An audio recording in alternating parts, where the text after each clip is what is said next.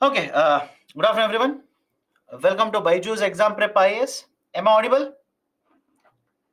Please do let me know. Am I audible? Can we start the discussion now? Can we start the discussion? Done. Let's start. Let's start.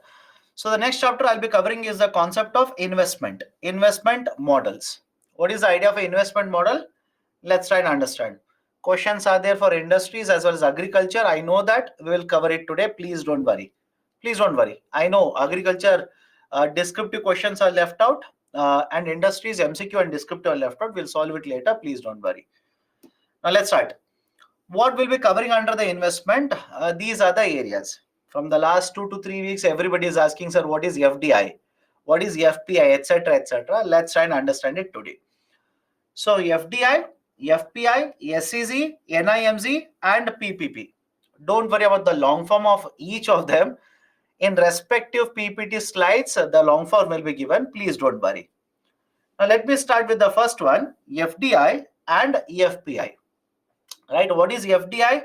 FDI stands for Foreign Direct Investment and FPI stands for Foreign Portfolio Investment. I'll repeat it. FDI stands for Foreign Direct Investment. FPI stands for Foreign Portfolio Investment. But what do you mean by FDI? What is the meaning of the term FDI? It is an investment that is done by a foreign company in India. Very simple. Investment that is done by a foreign company in India. Where? The investment can be done in manufacturing sector, investment can be done in a services sector, investment can be done in research and development, etc. But essentially, whenever a foreign company will make an investment in Indian market related to infrastructure, it could be goods, services, whatever it is, related to infrastructure, we will collectively refer to this as foreign direct investment. Whereas in case of a foreign portfolio investment, in FPI, non-resident investors, I repeat, non-resident. Non-resident means any investor from outside India who will bring money in India, invest in the stock market is referred to as FPI. Anybody has a difficulty, please do let me know right now. It's a very basic idea. Foreign direct investment means a foreign company will bring money in India, invest in manufacturing, invest in services sector, etc. And foreign portfolio investment means any foreign investor who will bring money in India and invest in the stock market. Right? Do you remember stock market? Right? Who will invest in the stock market? Who will invest in the bond market? These are called as foreign portfolio investors. Now let me go ahead. Give me more details, right, of comparison between FDI and FPI. FDI generally is done, that is the investment is done for a longer duration. FDI investment is done for a longer duration. For example, I'll take a very simple example here. All of you are reading newspaper where Apple company is making investment in India. Let me know. All of you are reading in newspaper, Foxconn company, Apple company, they are investing in India. So when they are investing in India, do you think they are going to invest for 3 months? Do you think they will invest for 2 months? They will invest for 1 year? No. The investment will be done for a very longer duration. They will invest and create assets in India for a very, very longer duration. So investment in FDI is generally for a very longer duration. FPI investment, it is comparatively for shorter duration. And please understand, in context of duration here, don't ask me, sir, duration means 1 month or 2 months. There is absolutely no time period. But all of you are okay when I say you can invest in the USA stock market today. Tomorrow you can withdraw the money, invest in UK stock market. Please do let me know. Today you will invest in the USA stock market. Tomorrow you will withdraw the money and you will invest in the UK stock market. Perfectly allowed. Day after tomorrow, you will take the money from the UK stock market, invest in India. That is stock market again. Perfectly allowed. Which means the FPIs, portfolio investments, these will keep on moving from one country to another country in a very quick time period. There is no guarantee for how many days they will be there. These can be there for 1 day. These can be there for 2 days, can be there for 1 month, etc. Whereas on the other side, FDI is there for a longer duration. And the reason is very simple. Apple company will bring money, set up a manufacturing facility. Can they close it tomorrow? Do you think they will simply close down the company tomorrow? Do you think they will close down the company after 1 month? No, they will not do that. Investment is very high. So they are there for a very longer duration. The FDI makes an investment in physical assets. They will set up manufacturing facility.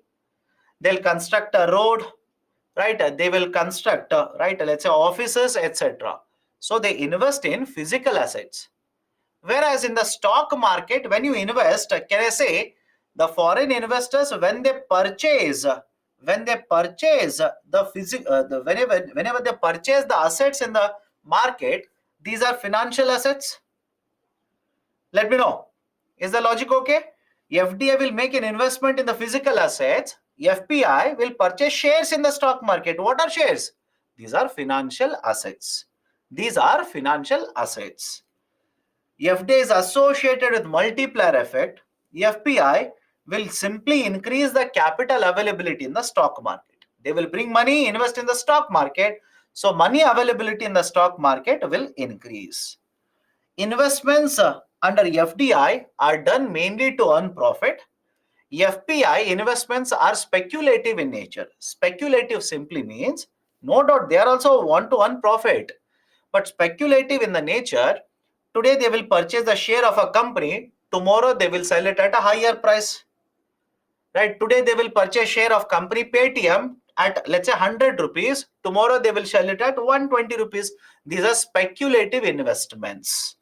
Right? Investments under FPI are speculative in nature. And finally, FPI, it is very easy to enter into India and exit out of India. Very easy to enter and exit. Whereas a FDI, it is comparatively difficult, because in case of FDI, we'll discuss it in some time. Government has very strict regulations. Government will say, if these investments will come from this country, they will have to take my approval, etc., etc. So these are basically the differences between foreign direct investment and foreign portfolio investment. Now, apart from this, I would recommend, remember the name of the committee, Arvind Mairam Committee. Remember the name of the committee, Arvind Mairam Committee. Now, this Arvind Mairam Committee makes a distinction between the FDI and FPI. I'll repeat the statement. The Arvind Mairam Committee makes a distinction between FDI and FPI in this way. What is the distinction? In case of a listed company. Now, before I go forward, please do tell me, all of you remember the concept of listed company? Let me know. All of you know the concept of listed company. What do you mean by listed company? The shares of the company are available in the stock market. And those who are saying, no, my dear, this is very bad. There are certain students in the classroom. I'm seeing them every week attending the classes. Every week they attend the classes. But whenever I ask them what was studied earlier, what was discussed earlier, they'll simply say, no, sir, you have not taught it, right? You have not discussed it. It is not covered in the classroom, etc., etc. Don't do that. It is your duty to revise. If you are not revising, then it's your fault. I've discussed the concept of listed company in the financial market. Hardly 2 weeks are over. Already forgotten. Right? Anyways, listed company means the shares of the company are there in the stock market. And what do you mean by unlisted company? The company is not listed means the shares are not available in the stock market. Now, sir, you did not explain. Now, please don't start blaming me for this. Please don't start blaming me for this. There are 2 students who are saying, sir, you have not explained what is a listed company. Please don't blame me. Right? If you want, I can prove it to you. Open the PPT for financial market. Open the PPT. I know for a fact I've explained it. Open a PPT for financial market.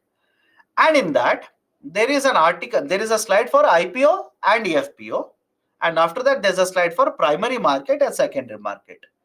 Read those slides, then you tell me whether I've covered listed, unlisted, whether I've written or not, have I given examples or not, then you can blame me. Right? If you do not revise, my dear, I don't want to take the names of the students. I know who are the students, I know who are saying this. I don't want to take the names of the students. But do not say that, sir, you're lying, you have not covered it, etc. etc. If I've covered it, I will say what is the context of covered it. Please check it and then tell me, is the term there in the PPT or not? Okay, now come back to this. Listed company and unlisted company. What's a basic idea? Listed company means the shares are available in the stock market. Unlisted means shares are available, not available in the stock market. And this committee, Arvind Maram committee, makes a recommendation between FDI and FPI, distinction between FDI and FPI based on equity investments. Please tell me, do you understand even the equity investment term? Let me know. Do you understand the term equity investments? Right? Equity, debt, etc. etc. Okay, now let's start. In case of listed company, if a foreign company, if the foreign investor, I'll repeat, if the foreign investor will purchase a 10% or more than 10%. I repeat, in case of a listed company, if a foreign investor will purchase 10% or more than 10% equity, then the committee says we will have to classify this as FDI. And if the foreign investor will purchase less than 10%, then the committee says we will have to classify this as EFPI. Any difficulty here? I'll repeat it again. In case of equity investments, if the foreign investor will purchase in a listed company 10% or more than 10%, that is FDI. If it is less than 10%, it is EFPI. And in case of unlisted company, any investment, sir, foreign investor will purchase 2%, 5%, 10%, any investment in an unlisted company, this will be referred to as FDI. This will be referred to as foreign direct investment. So my recommendation is, please by heart this recommendation. Please by heart, this is how Government of India makes a distinction between what is FDI, what is FPI. That is, in case of unlisted companies, any foreign investment is classified as FDI. In case of a listed company, if it is 10% or more than 10%, FDI, less than 10%, it is FPI. So this is basically the distinction, right? This is difference between both FDI and FPI. Now let me enter into FDI. Let's have a detailed discussion regarding FDI. What is the definition of FDI? Any investment by a foreign company in purchasing ownership in a host country. Let's say American company will invest in India, purchases a company in India, or sets up its own company in India, whatever it is a foreign direct investment. Let me give a very basic idea here. Imagine a foreign company from USA will bring money into India and will set up its own subsidiary.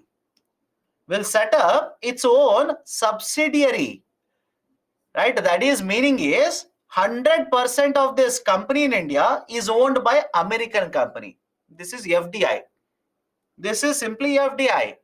What if the American company will bring money into India, enter a joint venture with an Indian company? Enter a joint venture. Joint venture means what? Part of the ownership will be there with American company and part ownership will be there with Indian company. For example, if the foreign company makes an investment, can they own 51% in an Indian company and remaining 49% will be with a domestic company? Possible? Yes or no? 51% with an American company, 49% with an Indian company. And if you ask me, sir, why 51-49? Why not 50-50? Do you remember the concept of 51% ownership? Yesterday we have discussed this. Do you remember the idea of 51% ownership? Why 51% ownership is important? Anybody who has a 51% ownership, he is the majority owner, can take the decisions. And in fact, I'll connect it to current affairs. All of you remember, couple of months ago, Adani company took over the management of NDTV. Yes or no? Adani company took over the management of NDTV. So directly they purchased some of the shares. Indirectly from the market, they purchased more shares to ensure more than 51% will be there with Adani. So I hope you understand the logic behind it. Anybody who has more than 51% will have the management control. That's it. So 51, 49. Can we also have 49 and 51%? Let me know. Can we also have 49, 51? Of course, yes. If it is an American company and Indian company, in the second example, Indian company is a majority owner, American company is a minority owner. Can we have 26 and 74%?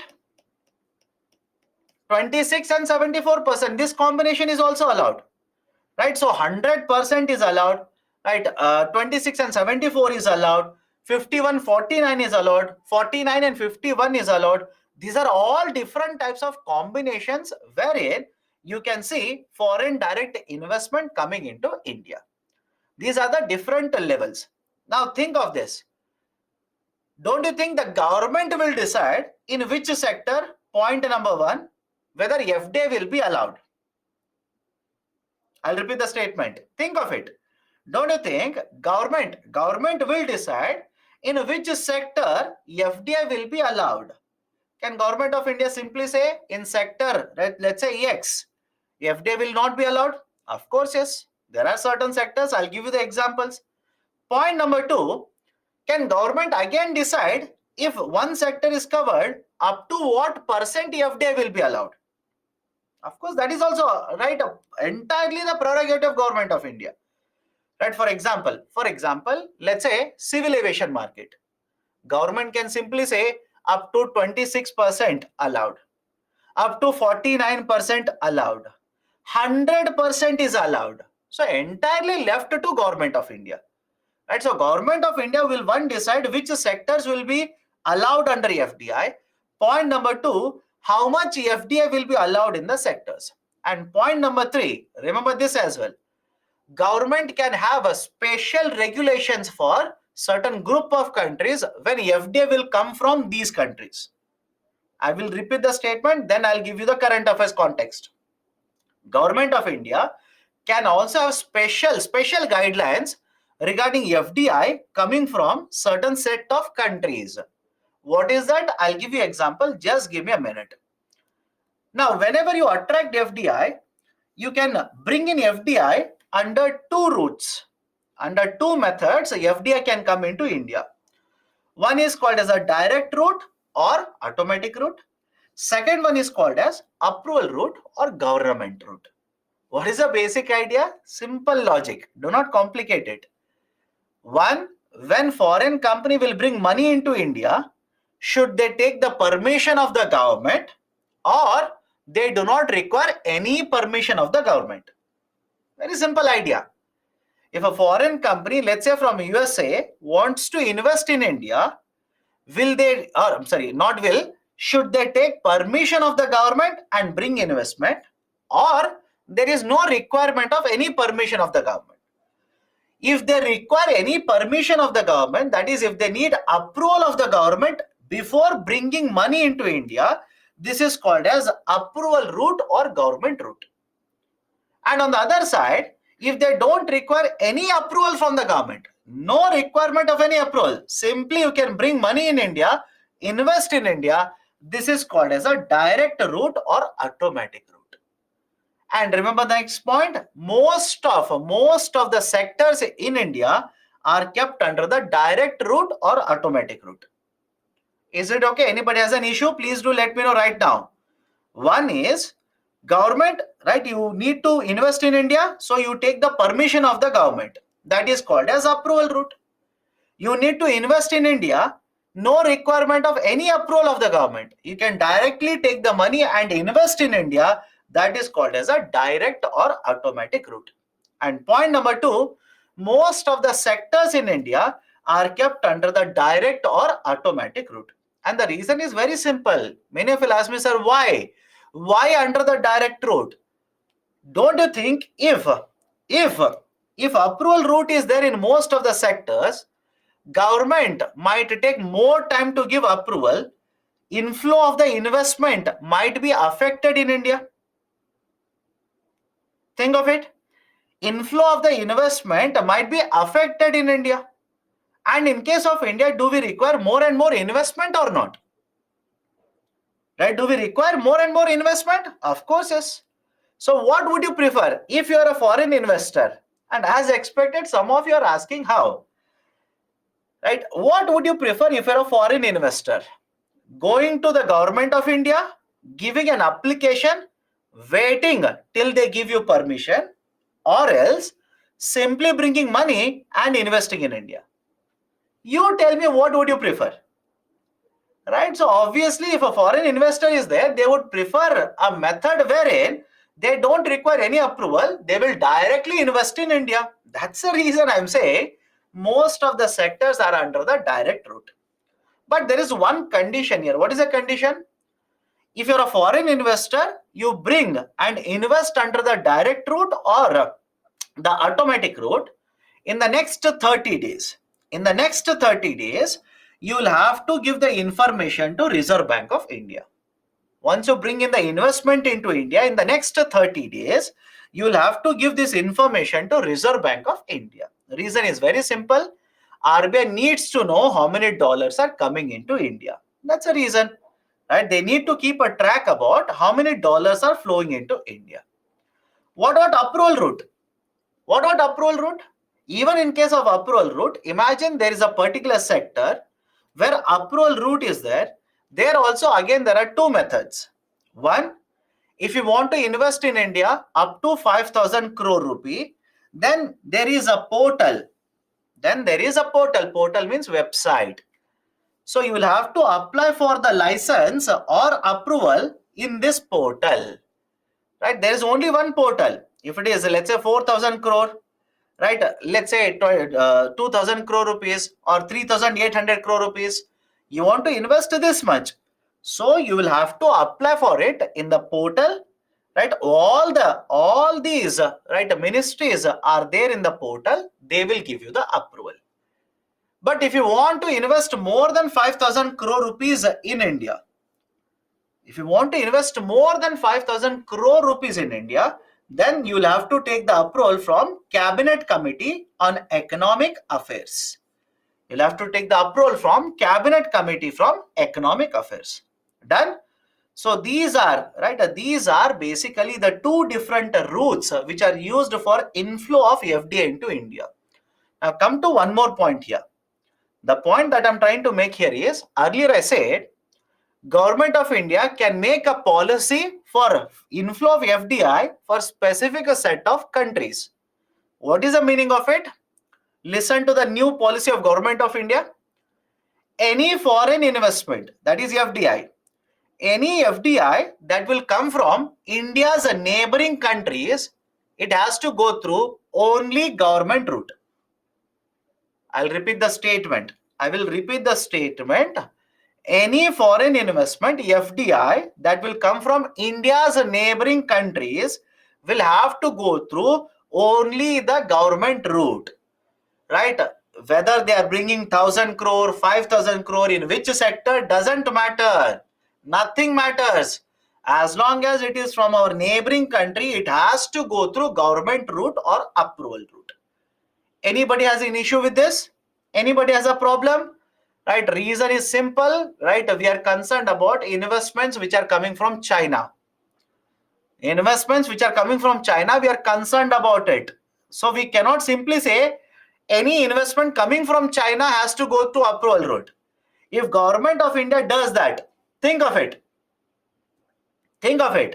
If Government of India says any FDI which will come from China has to go through approval route, is it not that we are violating the provisions under TRIMS? Think of it. Does it make sense to you or not? If Government of India says any investment that will come from China has to go through government wrote, then basically we are violating trims, right? And there are two people who are asking, what is a trims? Great, right? So you people do not revise, right? Keep on asking these questions. Right? So if you're not revising, I can't do anything there, right? So where FDI is allowed? In which sector FDI is allowed? These are some of the sectors. These are some of the sectors.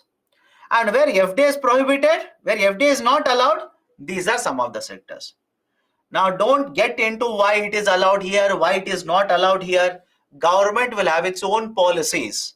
Government might simply say, this is strategically important for us for national security. I will not allow FDI. This is important because people are investing a lot of money. I will not allow. Right? So there could be multiple reasons. So argument is simple, right? Here are some of the sectors where FDI is allowed, and here are some of the sectors where FDI is prohibited. No FDI would be allowed here. Done? Right? So just glance through this. Just glance through this. So why defense it is allowed? My dear, until couple of years in defense, FDI was not allowed. Now we are allowing it.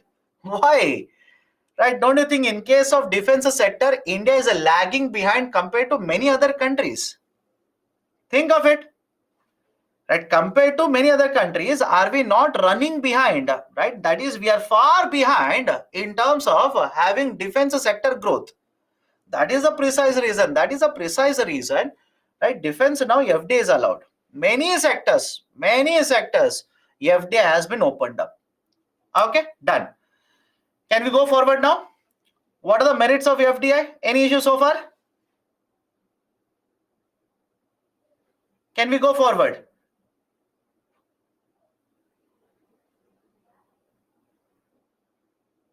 Okay, done. Right, so what are the merits? What are the merits of FDI? First one, FDI will bring lot of financial, technological, managerial expertise into India. Any problem with point number one? Right, FDI means foreign companies will bring in money. Agreed. They will also bring in technology. That's also good for us. They will bring better management expertise, better techniques, better tools. That is also good for India. So point number one. Point number two, FDI will promote competition. Can I give you examples? In fact, you know the examples already.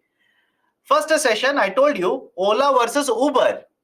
Right? Don't you think Uber is FDI? I gave you example of Flipkart versus Amazon. Don't you think Amazon is FDI? So when FDI will flow into India, for that matter, any country for that matter, it will promote lot of competition. It will promote lot of competition in the sector. Third point. If FDI will come into India, rather than import dependence, can we produce more, export more? So any example of this? Best example in the current affairs, mobile phones. Let me know. Best example that you can think of, it is happening right in front of your eyes in the current affairs, mobile phones. Until couple of years ago, India was basically import dependent on mobile phones. Today, right, India is manufacturing and exporting mobile phones to the international market. So FDI will also improve the balance of trade. Production will increase in the domestic market, right? Bring in foreign currencies. We'll be able to export more, reduce the import dependence. What about employment generation? Will FDI create more and more jobs in India? Yes. It will increase the market size of India, increase GDP, increase exports. India's market will start getting integrated with the global market. So these are some of the merits related to foreign direct investment. Anybody has difficulty in any one of them? Which brand mobile? My dear, Apple.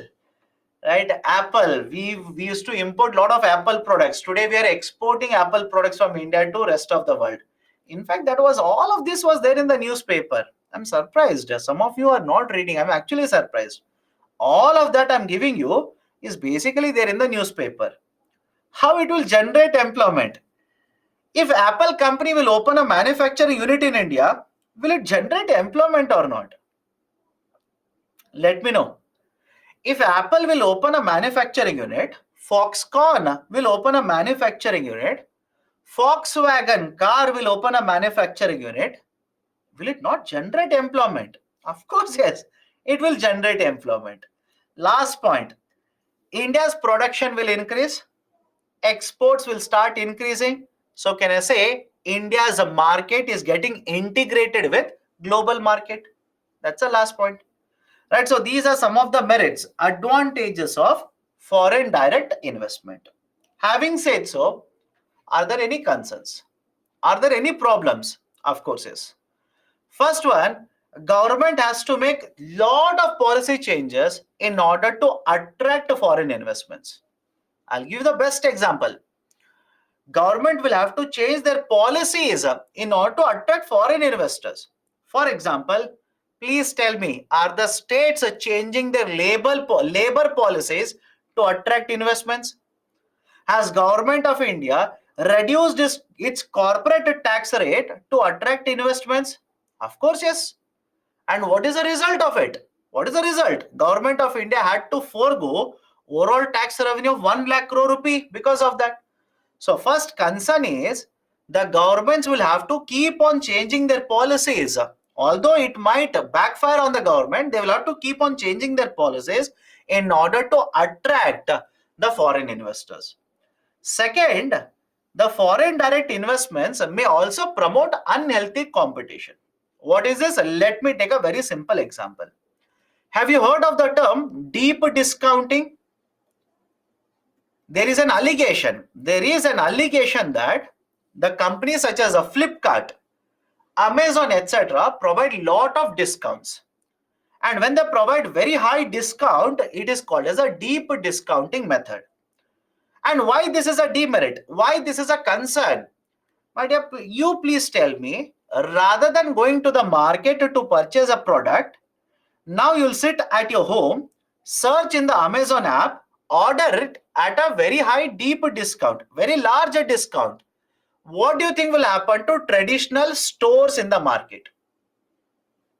Think of it and please answer. What do you think will happen to the traditional stores? Traditional stores means what will happen to the store where they were selling these products?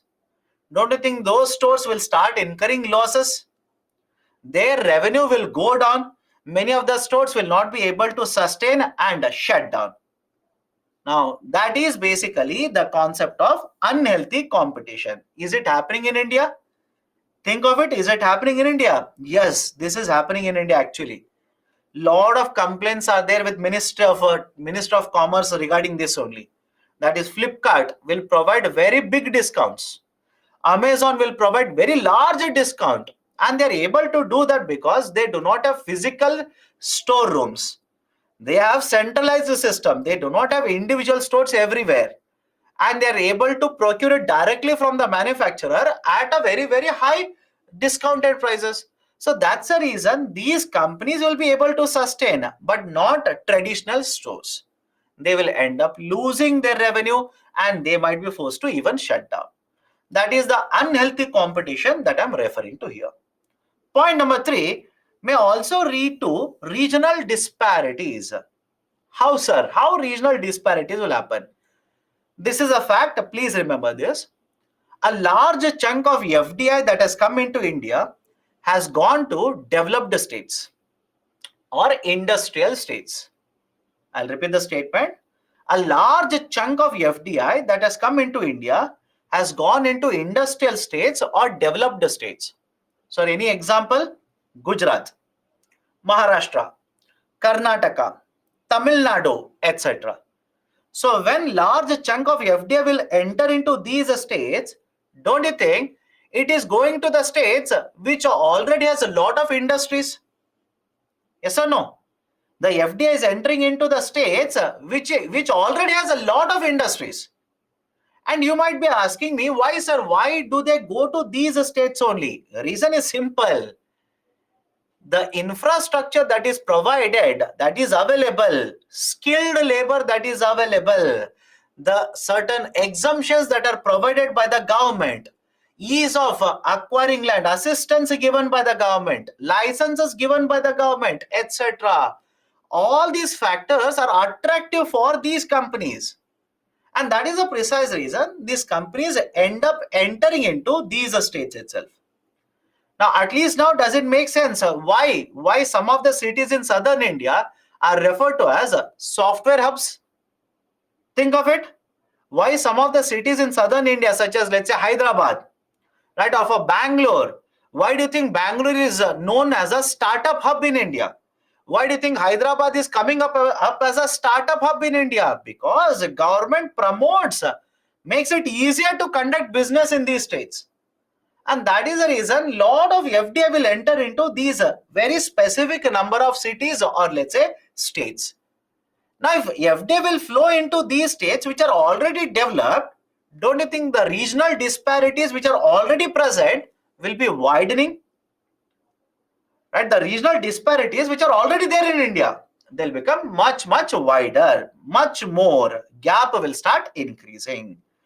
Okay, right? That is one more concern.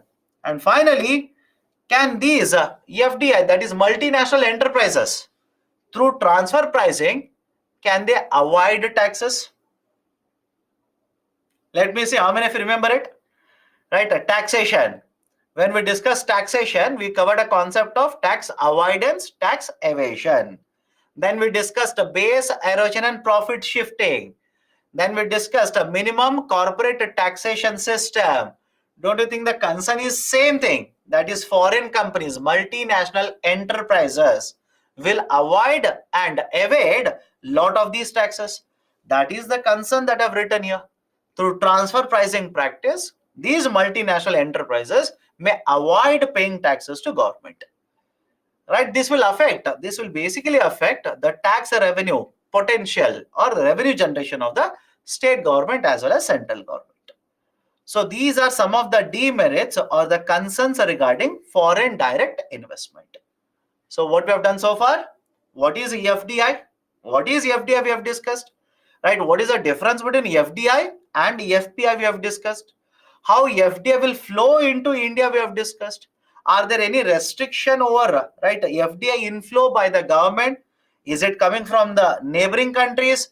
Is it coming from other countries, etc., etc.? We have discussed. And after that, we have discussed what are the advantages, what are the disadvantages. Done? Any difficulty?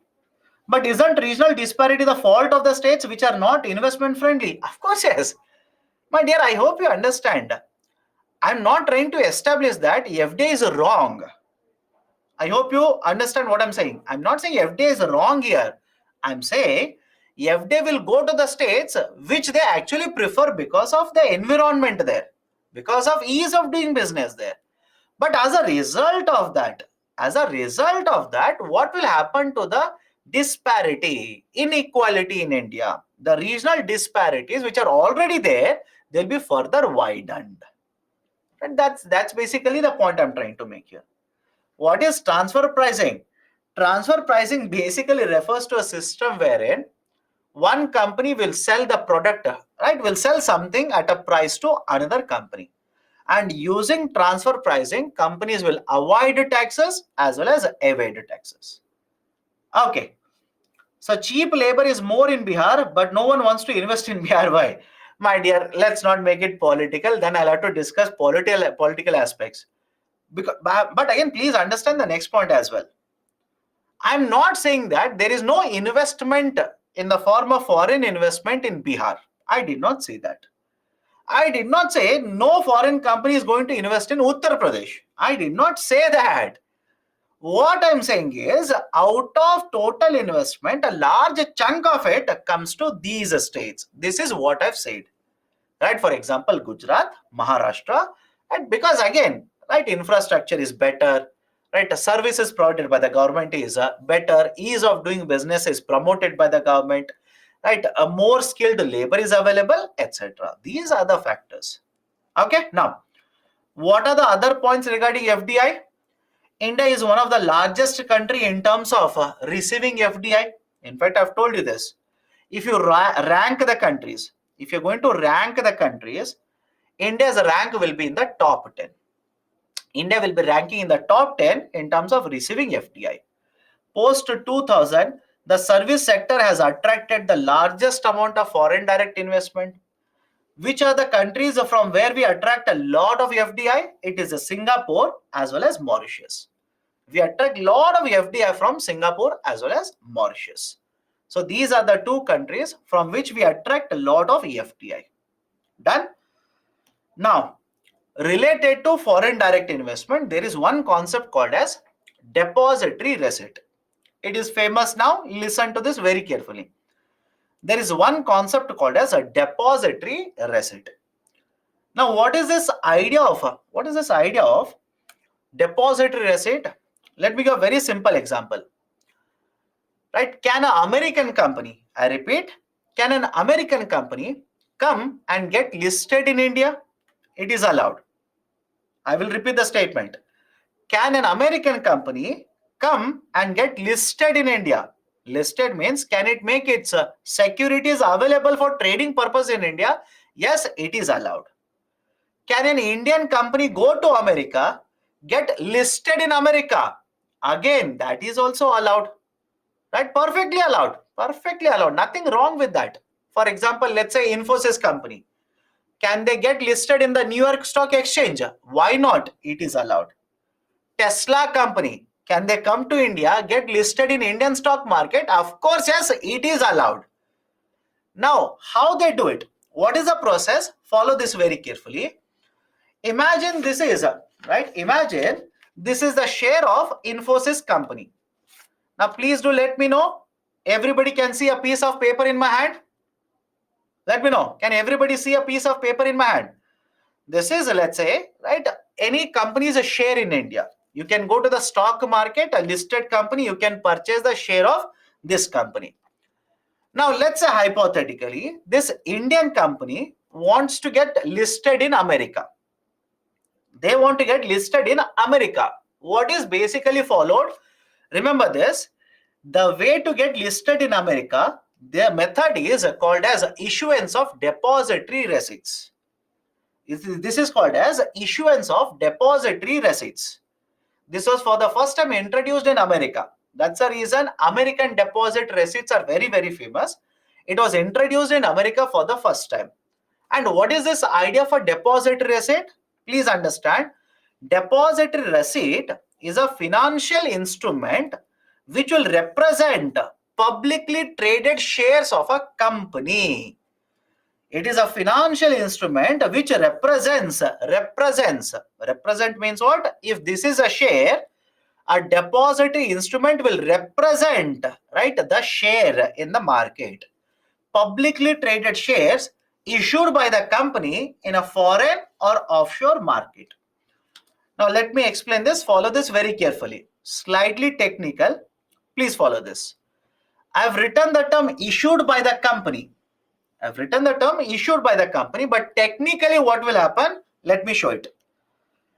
Imagine an Indian company is there. Let's say Infosys. Okay. Let's say Indian company Infosys. Either take Infosys or TCS, Paytm, doesn't matter. Take an Indian company. Now this company wants to raise capital from American market. Right? If you ask me, sir, why from American market? More investors, more money they will be able to raise. Right? Don't you think getting access to more capital markets will provide benefit to the company, because now they'll be able to raise more capital from the market. So they've already raised capital in the Indian market. Let's say now they want to raise capital from American market. So how it will be done? What is the process? Simple. Infosys company will approach a bank in India. These are called as custodian banks. Domestic custodian bank, foreign custodian bank. Right? Certain banks will provide these services. Infosys will approach a custodian bank in India, deposit the shares. And all of you, please tell me, all of you know that Infosys is already listed? Yes or no? Please do let me know.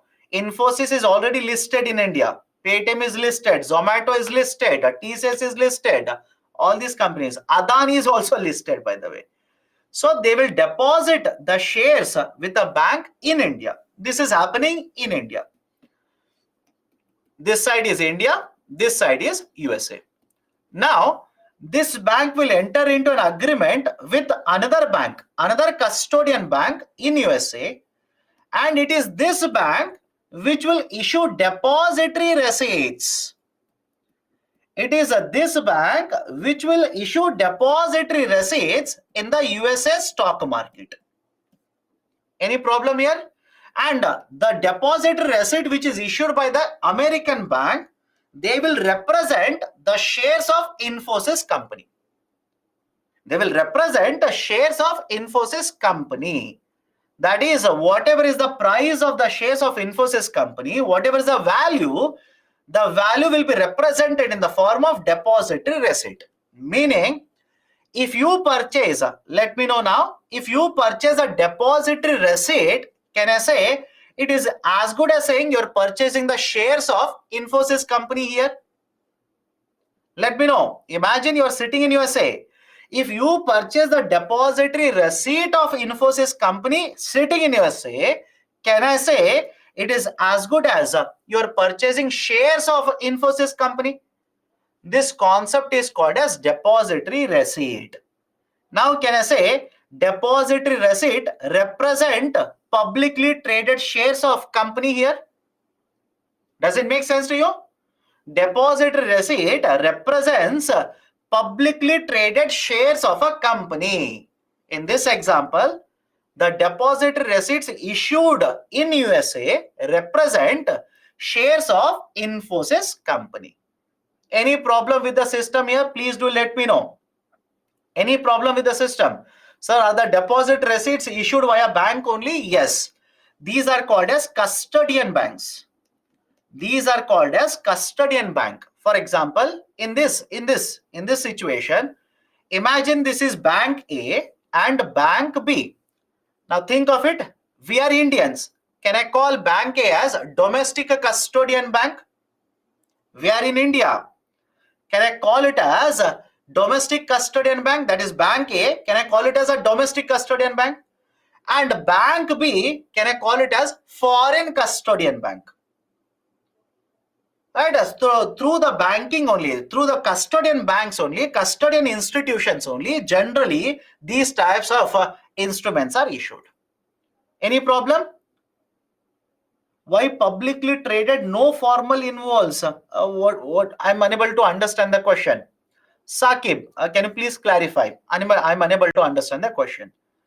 Now, next important point. Where is the depository receipt issued here in this example? Please do let me know. Look at the example and tell me, where is the depository receipt issued? Can I say it is issued in USA? Hence, please remember this. Because the depository receipt is issued in USA, these are called as American depository receipts. Any problem here? Because these depository receipts are issued in USA, these are called as American depository receipts. From which country doesn't matter. The companies from which country, not at all. That is not important. Where the receipts are issued, these are issued in USA, hence I will call it as American depository receipt. Now, right, have a look at this. What if vice versa is done? What if vice versa is done? That is, let's say there is a company, let's say Tesla. Let me take current affairs. Let's say Tesla. If the Tesla will, right, issue the same process, exactly reverse. Okay. If the depository receipts of Tesla are issued in India, can I call this as Indian depository receipts? Any difficulty? If the depository receipts of Tesla company, of Apple company, of Amazon company, if these are issued in India, can I call this as Indian depository receipts? Of course, yes. So again, the point is simple here. In which country the receipts are issued? In which country? That name will be utilized. And famous are only three receipts. One is American depository receipt, meaning the receipts are issued in American market. Second is Indian deposit receipts, means foreign company outside India. Foreign company is issuing the deposit receipts in India. Third one is global depository receipt. Global means what? Imagine if Infosys, rather than issuing depository receipts in America, they will issue the depository receipts in UK. I hope you understand this. If they will issue the deposit receipts in UK, then can I call it as American? No, these are generally referred to as global depository receipts. That is an Indian company issuing depository receipts anywhere outside USA. Collectively, these are called as global depository receipts. Right, that is the point number 3. And final point number 4, if Infosys will issue the depository receipts like this, can I say they are collecting foreign investment? All of you okay with this? They are collecting foreign investments, and the depository receipts, right, as per RBI, remember this, will be classified under FDI. As per RBI, the depository receipts will be classified under foreign direct investment. Right, so these are certain very important points regarding the concept of depository receipts. Is one of the ways through which domestic companies can raise money from the foreign investors. They can raise capital from outside India through the investments. Types of receipts: ADR, that is a DR, is issued in American market. GDR, global deposit receipt. DR is issued in any other market outside USA. And third one is IDR, that is a DR that is issued by a foreign company in the Indian market. Okay, so this is basically the concept of depository receipt. Can we go forward? Any problem here? Can we go forward? Why we call them as publicly traded, right? Because please understand, the shares of Infosys company, these are already traded in the stock market. Is it okay? The shares of Infosys company, these are already traded in the stock market. That is the reason these are called as publicly traded. That is, DRs represent publicly traded shares. Okay. Any example of Indian deposit receipt? I believe Infosys had actually used it. Please check it. I'm pretty sure Infosys actually used it earlier. Okay. That's the reason I took the name of Infosys. Okay. Anyways, come back to this. Next couple of concepts, right? Important concepts. Understand this carefully. Understand this very carefully. First one, there is a concept of double taxation avoidance agreement. Did we discuss this earlier? One is the concept of double taxation avoidance agreement. Please do let me know. If we have discussed, it will be discussed under taxation. If not anywhere else, under taxation. Right, double taxation avoidance agreement. Did we discuss this? Please do let me know. The reason why I'm asking you about DTA is that there is no slide on DTA. I know for a fact there is no slide. If I've explained it, I would have created an extra slide and I would have explained it. And because the weekday morning as well as the weekend is concurrently happening, both of them are happening simultaneously. Sometimes, right, I will have to ask before explaining it. Okay, double taxation avoidance agreement. Did we discuss this? Right, it is very difficult to understand because some of you are saying yes, or some of you are saying no. Right? So quickly, if it is covered, let's have a look at it. Imagine there is a company A in India, and they will provide certain services, right, in America. They'll provide certain services in America and generate profit. Now the question is, on this profit, should the government of USA impose and collect taxes because profits are there generated in USA? Or should government of India impose taxes and collect because this is an Indian company? If both the governments will impose the tax on the same income, I repeat, if both of the governments impose a tax on the same income, can I call it as a double taxation? Correct? Can I call this as a double taxation? Of course, yes. So in that case, in fact, if there's a double taxation, don't you think investments would be affected? Why will an Indian company, by providing services, pay taxes at two places? investments will get affected. That is the precise reason. Generally what happens is, member countries, that is these countries will come together, they will sign agreements which is called as a double taxation avoidance agreement, which is called as double taxation avoidance agreement. Under the double taxation avoidance agreement, generally the countries decide, okay, if this is the income generated from this source, USA government will have the right to tax. If it is a short-term capital gains, government of India will have the right to tax. If it is a long-term capital gains, then government of USA will have the right to tax. That is in simple terms. Under this agreement, that is under DTAA, the powers of taxation are distributed between the countries. Very simple. Under the double taxation avoidance agreement, the powers of taxation are distributed between the countries so that there is clarity. Now tell me, if there is clarity, that is, let's say, long-term capital gains tax government of India will impose, short-term capital gains tax, let's say, government of USA will impose. You know, this is very clear now as per the agreement. Don't you think this kind of a clarity will promote investment between these two countries? Let me know. If this kind of clarity is given, don't you think it will promote investment, right, between these two countries? Because you know for sure who is going to impose tax, and you know for sure there is no double taxation. So clarity will be provided. The cooperation between the two countries in taxation matters will improve. Investments are expected to improve. Most importantly, double taxation will be avoided.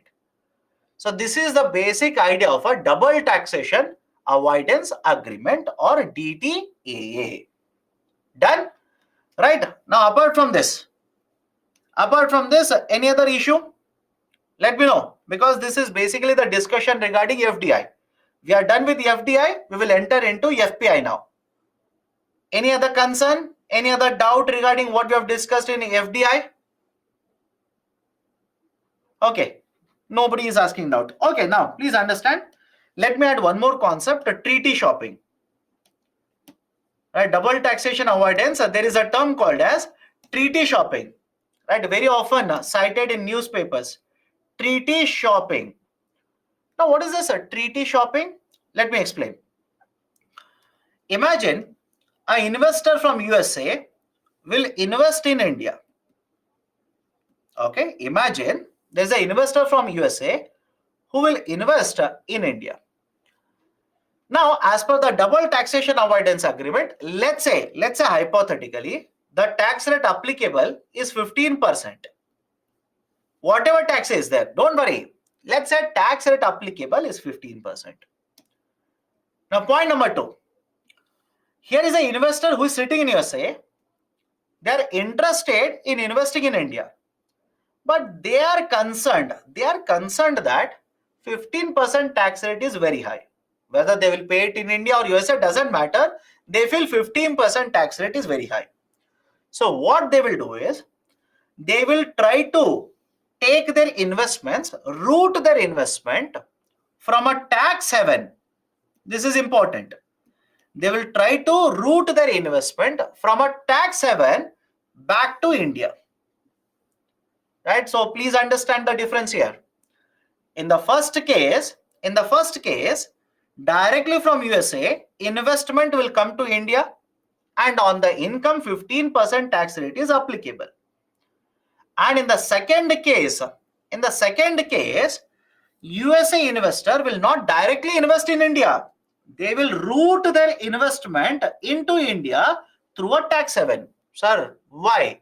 What is the use of it? Let me give a very simple example.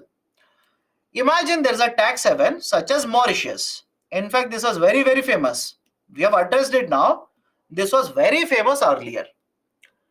If investment will come into India from Mauritius, the long-term capital gains tax was applicable as per DTAA in Mauritius itself. Is that okay? I'll repeat it again. if investment will come from Mauritius to India, the long-term capital gains tax on this investment will be collected by Mauritius government. And the tax rate which was collected by the Mauritius government was 0%. Right? It was 0%. Now, please tell me, is it not advantageous for a USA investor to route their long-term investments not directly but indirectly through Mauritius route into India? Think of it. Is it not advantageous for a USA investor to route their investments not directly into India? Through Mauritius route, they will invest into India. Why? If they earn a profit or if they have long-term capital gains, and there are certain students who are asking, what is long-term capital gains? My dear, at this rate, we will take economics for 4 more months. Right? Don't you think you should revise all of this? You are there in the 6th week of economics classes and you will ask me, sir, tell me what is long-term capital gains tax? If I keep on going back, I will not finish it even after 3 months. Because after 2 months, again you will come back and ask me, what is GDP? Right? So you will have to revise it. You will have to revise it. I cannot keep on jumping back every time. That will basically mean I'll take full year to complete only economics. Right? Please revise. So if a USA investor will invest in India, tax rate is 15%. But if they invest through a tax haven such as Mauritius, tax rate is 0%. So that is advantage for him. So that is the reason they will route their investment through different countries like this. This is called as treaty shopping. This is called as a treaty shopping. Right? Any problem here? The idea is very simple here. The DTA is applicable between 2 countries. But if there is a DTA, now I know if I invest from USA into India, tax rate is 15%. But what I'll do, I will route my investment through Mauritius because I know India and Mauritius have a DTA as per which Mauritius will collect a long-term capital gains tax and the rate of long-term capital gains tax is 0% in Mauritius. So why should I directly invest into India and pay 15%? I will route my investment through Mauritius and end up paying 0% tax rate. Right? That is basically the concept of treaty shopping. Treaty shopping. Done? So lot of the tax havens, lot of these tax havens actually provide these kind of benefits. And that is the reason they are able to attract a lot of money from these countries. Okay? Right, so these are the discussions regarding FDI. Please revise this. Please revise this. Mauritius is famous for this. Singapore is famous for this. British Cayman Islands is famous for this. British Virgin Islands, Panama Islands. All these are tax havens. So these are known to be doing this only. Okay. Next, FPI. Concept of FPI, foreign portfolio investors. Point number 1. We already have seen the definition of FPI. Already seen a definition of FPI. What is FPI? Whenever a foreign investor will bring money, invest in financial assets in India. I repeat, invest in financial assets such as shares. That investment is called as foreign portfolio investment. Now, how do we classify the FPI? Point number 2 now. How do we classify? What is the classification of FPI? As per SEBI, there are 2 categories. Right? As per SEBI, there are 2 categories of FPIs. That is, foreign investors are divided into 2 parts. Category 1, insurance companies, pension companies, central banks, etc. These are kept under category 1. And category 2, individuals, charitable organizations, etc. These are called as right, category 2, foreign portfolio investments. So point number 1 is a definition. Point number 2 is the classification of FPI. Point number 3, what are the different ways through which FPI will come into India? What are the different ways through which FPI will flow into India? Foreign institutional investments. That is, foreign institutions such as insurance companies, mutual fund companies, pension companies, they will come to India, register with SEBI, get registered with SEBI. After they take the registration or the approval of SEBI, they will start making investments in India. First one is very safe, very standard one. The foreign institutions will come, get registered with the Securities Exchange Board of India, and then invest in the market. Okay. Second is fully accessible route. Third one is voluntary retention route. First one is FII, directly going to SEBI, getting registered with SEBI and making an investment. Second one is a fully accessible route. Third one is a voluntary retention route, VRR. Now there's a question how charitable organizations can invest. My dear, charitable organizations, there are certain types of charitable organizations which are allowed to participate in the stock market. They are allowed. For example, you will ask me, sir, any example of this? Have you heard of social stock exchanges? Let me know. Have you heard of social stock exchanges? SSE. We are introducing social stock exchanges very recently in India. That is, the social stock exchanges will help charitable organizations to raise capital from the market. So these are allowed to participate. Don't worry. Okay. Now, FII, foreign institutions will bring money into India and invest in India through SEBI. They will go to SEBI, take a permission and invest.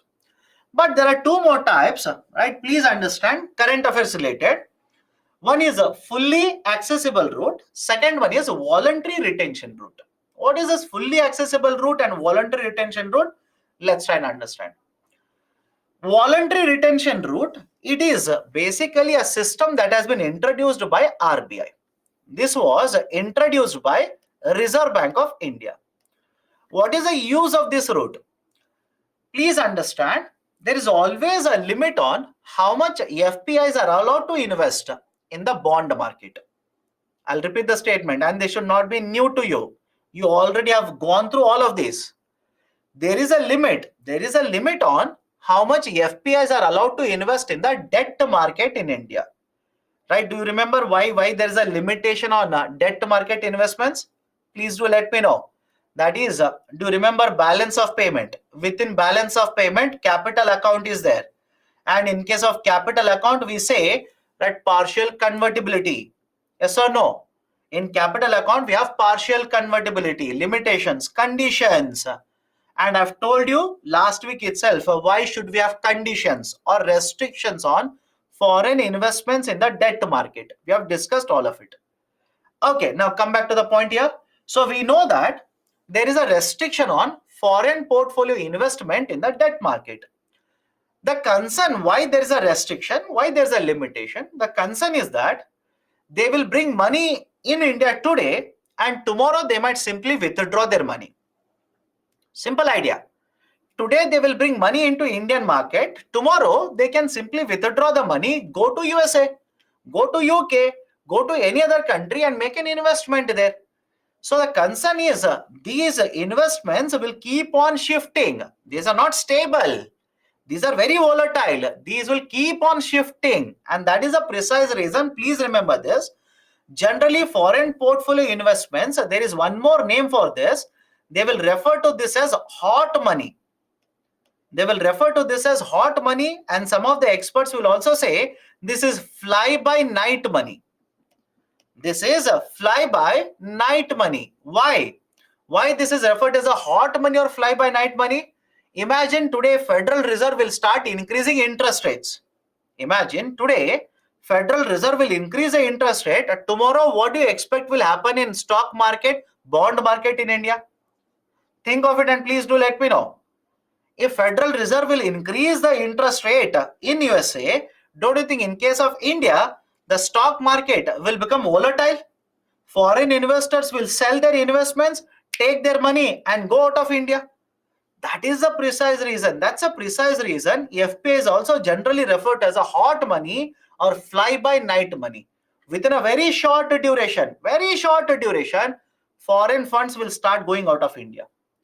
So the concern is that these are very volatile.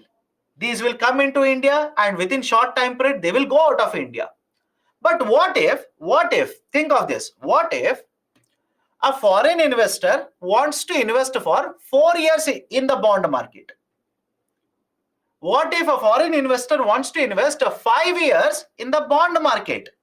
So don't you think by imposing these kind of limitations on all the foreign investors uniformly, are we not prohibiting even the long-term investments in the bond market? Is it okay? I'll repeat it again. The reason why we have imposed these restrictions is that these foreign investments are very volatile. These can start flowing out of India at any point of time. Today, right, evening it can happen. Tomorrow morning it can happen. Tomorrow evening it can happen. So any point of time, they might start going out of India. That is the reason we have said, even if they go out, impact will be very less. Hence, we will impose a restriction. But by imposing these restrictions uniformly on all the foreign investors, are we not prohibiting long-term foreign investors in the debt market then? Right? Imagine I'm a long-term foreign investor. I want to invest for 8 years in India. And because I want to invest for 8 years, don't you think I should be given certain relaxation to invest more money in the debt market? Does it make sense to you or not? Please reciprocate, only then I can go forward. Right? Does it make sense to provide certain exemption, certain relaxation for long-term investors? Now, some of you will simply say, sir, but there is a scope of misuse here. What is the scope of misuse? Today they will say they will invest for long term, you will provide relaxation, but what if they withdraw money tomorrow? That's the reason RBI, please understand this, has a tool called as voluntary retention route, wherein these kind of limitations, we will not impose limitations on foreign investors, provided they will give a declaration to RBI. They will give an undertaking to RBI. What is a declaration? Minimum 75%. Minimum 75% of their investment will remain in India for at least 3 years. Remember this point. They will have to give an undertaking to RBI. They will have to give a declaration to RBI saying that minimum 75% of their money will remain in India for at least 3 years. So, I hope you understand. If these kind of declarations are provided, undertakings are given to RBI, RBI says, okay, then these kind of limitations I will not impose on you. You can invest more money in the bond market. And this VRR route, voluntary retention route, it is available for both corporate bond market as well as government bond market. Right? It is available for both the government bond market as well as corporate bond market. But how much money will be allowed under this route? How much money will be allowed will be decided by RBI. RBI will decide on annual basis how much money I want to allow under VRR in the corporate bond market, how much money I want to allow under VRR within the government bond market. Right? So that is the basic idea of a voluntary retention route. But now tell me, I'll talk about the last point now. Now think of it and tell me, you are RBI governor. Okay, 345, congratulations, you are RBI governor. Two foreign investors will come to you. Both the foreign investors want to invest a similar amount of money, but one foreign investor says, I will stay in India for 3 years. Another foreign investor will say, I will stay in India for 7 years. Please tell me, right, which of the investor 1 or investor 2 will you prefer more? For whom you will give the priority? Will you give equal priority for the both of the investors? No, you should not do that. You should give more priority for the second investor. Why? Right? These are going to invest for a longer duration in India. So that's the reason whatever investment is allowed under this route, more preference will be given for the investor who will basically tell RBI that they will hold investment for a longer duration in India. right? That is basically the last point. Retention period is for how many years money will be there in India. So more the duration, more preference will be given to such investors, right? That is voluntary retention route. Next one is a fully accessible route, FAR, fully accessible route. Now, what is this fully accessible route? It's similar to the VRR only, but with slight difference. Understand this. Under the fully accessible route, again RBI says, I will remove the restrictions in the government bond market. I'll repeat the statement. Understand. Before you start asking question, what is the difference? Understand first. In fully accessible route, RBI says, I will remove these investment limits for the foreign portfolio investors in government bond market. Whatever restrictions are there, I will relax those restrictions. I want foreign portfolio investors to invest more in the government bond market. But within the government bond market, can they purchase all the government bonds? Will the restriction be relaxed to purchase all the government bonds? No. RBI says, I will tell you under this route which type of government bonds you will be allowed to purchase or invest in without any kind of restriction. That is right now, please have a look at it. From 2021, RBI has stated that the government bonds with 5-year maturity, 10-year maturity and 30-year maturity. I repeat, right? The government bonds with a 5-year maturity, 10-year maturity and 30-year maturity.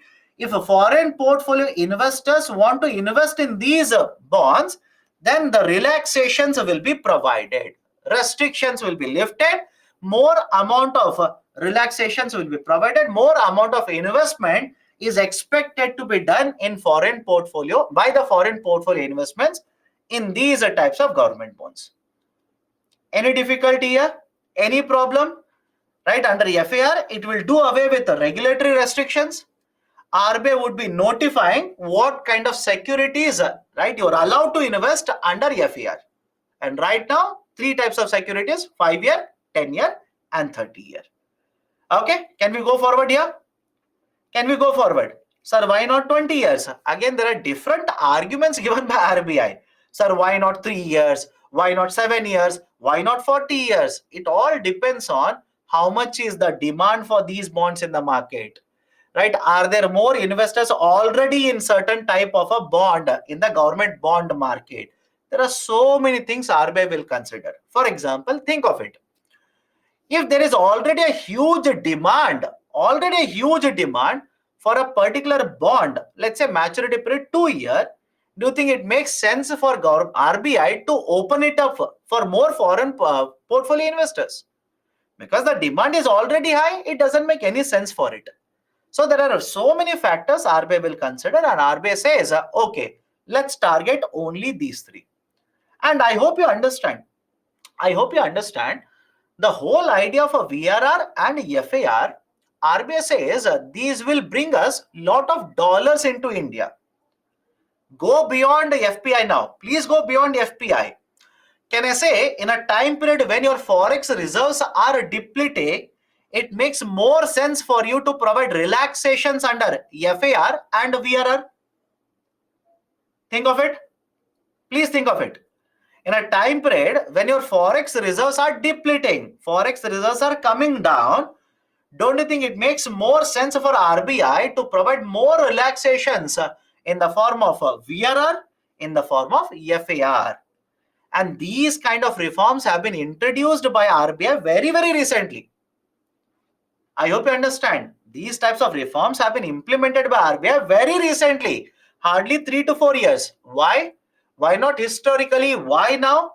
Reason, in the last couple of years, right, especially in the last 1.5 years, there is a concern that India's forex reserves are depleting very fast. That's the reason VRR relaxations were provided, FAR relaxations were provided. And do you remember ECB? Think of it. Do you remember ECB? Why do you think even under ECB relaxations, right, extension was provided from 1.5 billion to 750 million to 1.5 billion?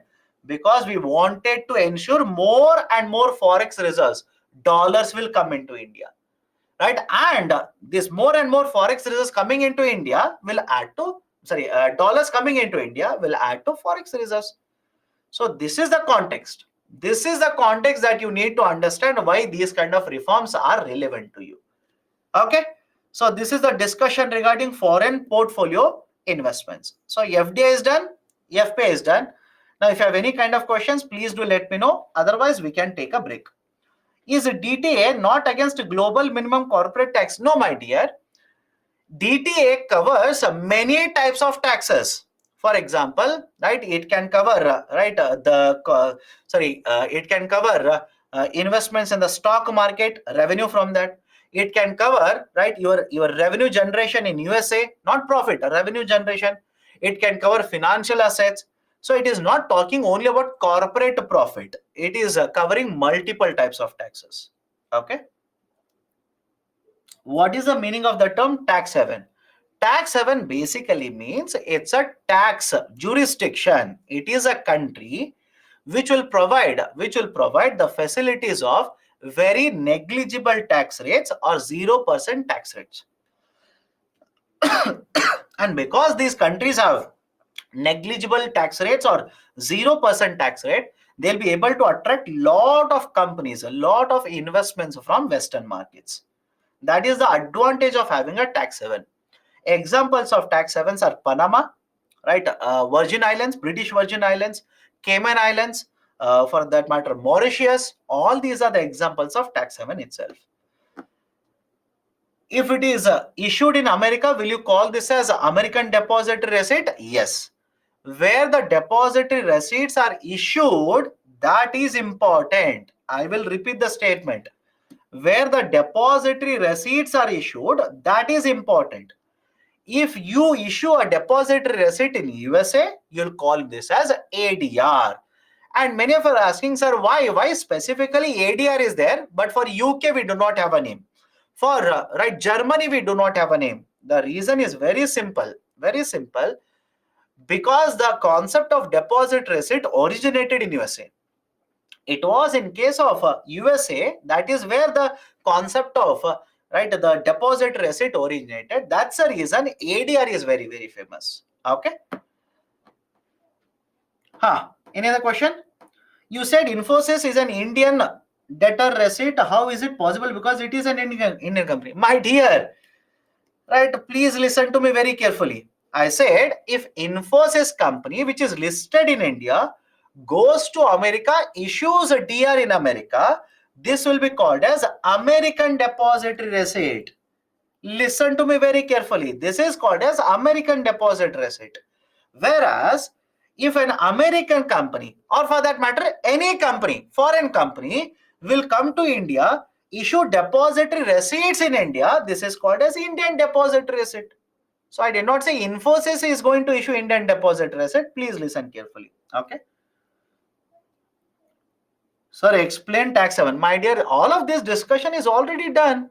Revise then. Please go back to taxation PPT. We have discussed it. Right? You need to revise, no? If you keep on asking every term, every time, then basically I cannot basically say I'll be able to complete after 1 year also. So sectors which have 100% FDI, many sectors are there. Many sectors are there. You can check it. You can check it online. What is the first route of FPI?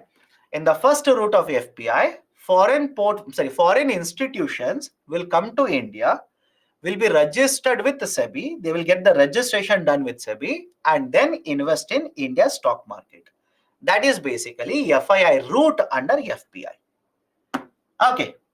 Why government following two policies with respect to flexibility of FPI in bond sector? Did I not explain this? Did I just not explain this? From time to time, you will need to make certain relaxations so that you will attract more and more dollars. And please understand, government bonds are very famous, right? Under the fully accessible route. Why are we covering only government bond? Government bonds are very, very famous. These are attractive for the foreign investors. They want to invest in government bonds. That's the reason I'm only opening up only those government bonds which have maturity of 5-year, 10-year, and 30 years. Okay, done. So let's take a break now. Let's take a break. Time is 3:57. I'll restart at 4:57. Just a second. 3:57. So 47, not 4:57. 47. I'll restart at 47. Please rejoin again at 47. Okay.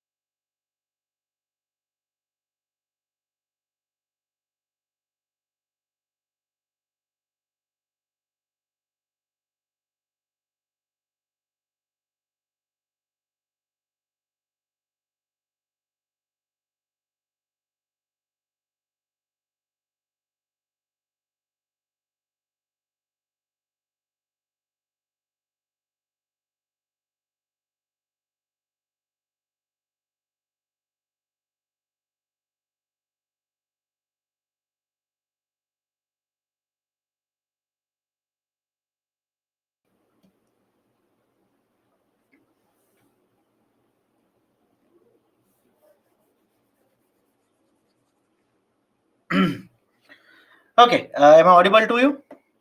Please do let me know. Am I audible to all of you? Welcome back. Good evening. Am I audible to all of you? Can we start? Done. Let's start. So, special economic zones. SEZ, special economic zones. Now, what do you mean by special economic zone? Look at the definition. I'll tell you the concept. We already have discussed the idea, not in detail, and only the definition we have seen. Special economic zone is an area in which the business and trade laws are different from rest of the country. So how? How is this region relevant? Why the laws are different? And when you say laws are different, right, what are the laws? How they are different? Let me explain. Imagine this is India. Again, imagine. I know it doesn't look like India, but imagine. Imagine this is the whole Indian territory. And within this region, let's say government of India says this region, that is with vertical, diagonal, right, not vertical, diagonal yellow lines. Let's say this is special economic zone. Yes, easy, special economic zone. Now the remaining part of India, this remaining part will be referred to as domestic tariff area. This remaining part will be referred to as domestic tariff area, DTA, domestic tariff area. So we have divided the whole of India into special economic zone and remaining part, domestic tariff area. Now, what is the essence here? Why do we have this kind of a difference? The reason is very simple. You are manufacturing a product within SEZ. Let's say you are manufacturing this bottle.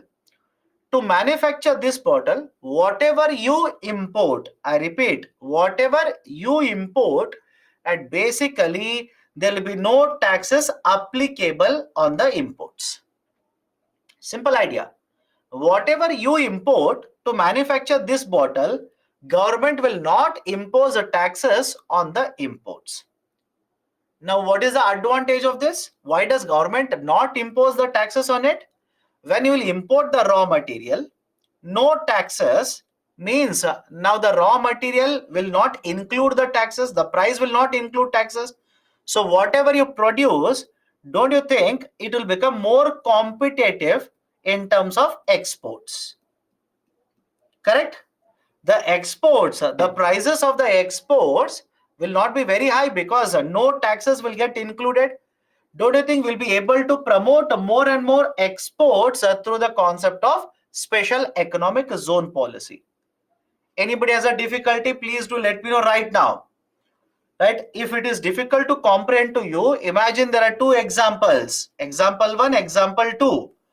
Right? In example 1, you will import, let's say, certain raw material at 100 rupee, tax of 10 rupee, which means this tax of 10 rupee will be counted when you manufacture and export the product. Whereas in example 2, you will import the raw material, no tax will be there. Don't you think this will help in reducing the export cost? This will make my exports much more competitive in the market. That is basically the objective of special economic zone. Point number 2, if you have the manufacturing facility or let's say service sector unit within the SEZ for 5 years, right, there will be no taxes collected from you on your profits. That is, there will be 100% tax exemption for the first 5 years and a 50% tax exemption for the next 5 years. Very simple. For the first 5 years, right, once you set it up, for the first 5 years, 100%, no taxes on your profits. And the next 5 years, 50% exemption will be provided on your profits. Third one, next point, the output that is produced in the SEZ, it is predominantly for export purposes. You will have to export the product, right? Either a good or a service, you are supposed to export it. Now, many of you will ask me, sir, what if I'm not able to export it? In that case, what will happen? Government of India says, if you're not able to export the product to the SEZ, if you want to sell, you can sell it in the domestic tariff area. But now think of it, if you are producing this bottle you imported certain raw material, no tax is applicable. Don't you think you are more competitive compared to any other domestic manufacturer? Let me know. Are you not competitive, right? More competitive because you have not paid taxes. Others are paying taxes. You are not paying taxes, which means your product is competitive. So whenever you will sell the product manufactured in the SEZ in the domestic tariff area, government will treat it like an import and impose the taxes when you sell it in the domestic tariff area. Right? That is point number 4. And point number 5, no import duty on any of the imported goods when you are located within the SEZ. But there is a condition here. When you're present in the special economic zone, you'll have to be net foreign exchange earners. You'll have to be net foreign exchange earners. Meaning what? When you will import any raw material, right? Don't you think you'll pay in terms of dollars? Think of it. When you import any raw material, you'll pay in terms of dollars. That is, dollars are flowing out of India. And when you will export it, you will bring dollars into India. So in essence, net foreign exchange earner mean the amount of dollars that you bring in should be more than the dollars that you will pay to the rest of the world. That is, you should be earning more dollars compared to, right, a payment of dollars that you do when you import the products. Done? Right? Any problem with what we have discussed so far? Please do let me know. Any problem with any of the points? Now, please do let me know. Right? Because of all of these, right, relaxations, exemptions, etc. Can I say special economic zone is a region where the laws applied are different from rest of the Indian market, where the regulations are applied in a different way compared to rest of Indian economy. Done? So this is basically the idea of special economic zone. Now in case of India, Government of India introduced SEZ Act of 2005. In case of India, Government of India introduced SEZ, Special Economic Zones Act of 2005, and thereafter started promoting establishment of special economic zones. Last point, I'll repeat it again. When you will import something, you will make a payment in dollars. The amount of dollars that you are paying should be lesser than what you earn by exporting. That is, you are paying, let's say, $8 when you import. You will export and earn $10. Can I say the net earnings in dollars here is $2? Yes or no? So you will have to be a net foreign exchange earner. You'll have to bring dollars into India at the end of the day. Okay. All the facilities within the SEZ, will be developed by private sector. Please remember this. Government will not develop SEZs. Government will promote the model of SEZ. But who will develop SEZ?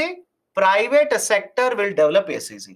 And those of you who are asking any example of SEZ, there are more than 200 SEZs in India. 200 SEZs. So no point in remembering all these. So the act will provide for single window clearance. What do you mean by single window clearance? You require multiple approvals from the central government authorities as well as state government authorities. You require multiple approvals. So rather than taking multiple approvals from multiple departments, only one authority has been set up, Board of Approval. Now, whatever approvals you need to set up an SEZ, all the approvals will be given by Board of Approval. Please do let me know. Is Board of Approval promoting ease of doing business or not? Let me know. If you have a Board of Approval in this context, is it promoting ease of doing business? Please think and answer always. Right? So rather than running to multiple authorities, only one authority, single window. Right? So when you have a single window, of course, yes, it will make it easier to conduct business in India. And of course, yes, my dear, some of you are saying no. Why? Right? How? I generally don't understand what is the difficulty in this point. You tell me, what is the difficulty? I said you'll require multiple approvals. So rather than running to different ministries to get approvals, only one authority is there. This authority will give you all the approvals. And after that, I asked, is it promoting ease of doing business? Of course, yes. Of course, yes, it will promote ease of doing business. That's a straightforward answer. Now, what has been the performance of the SEC policy? More than 400 have been approved by the government.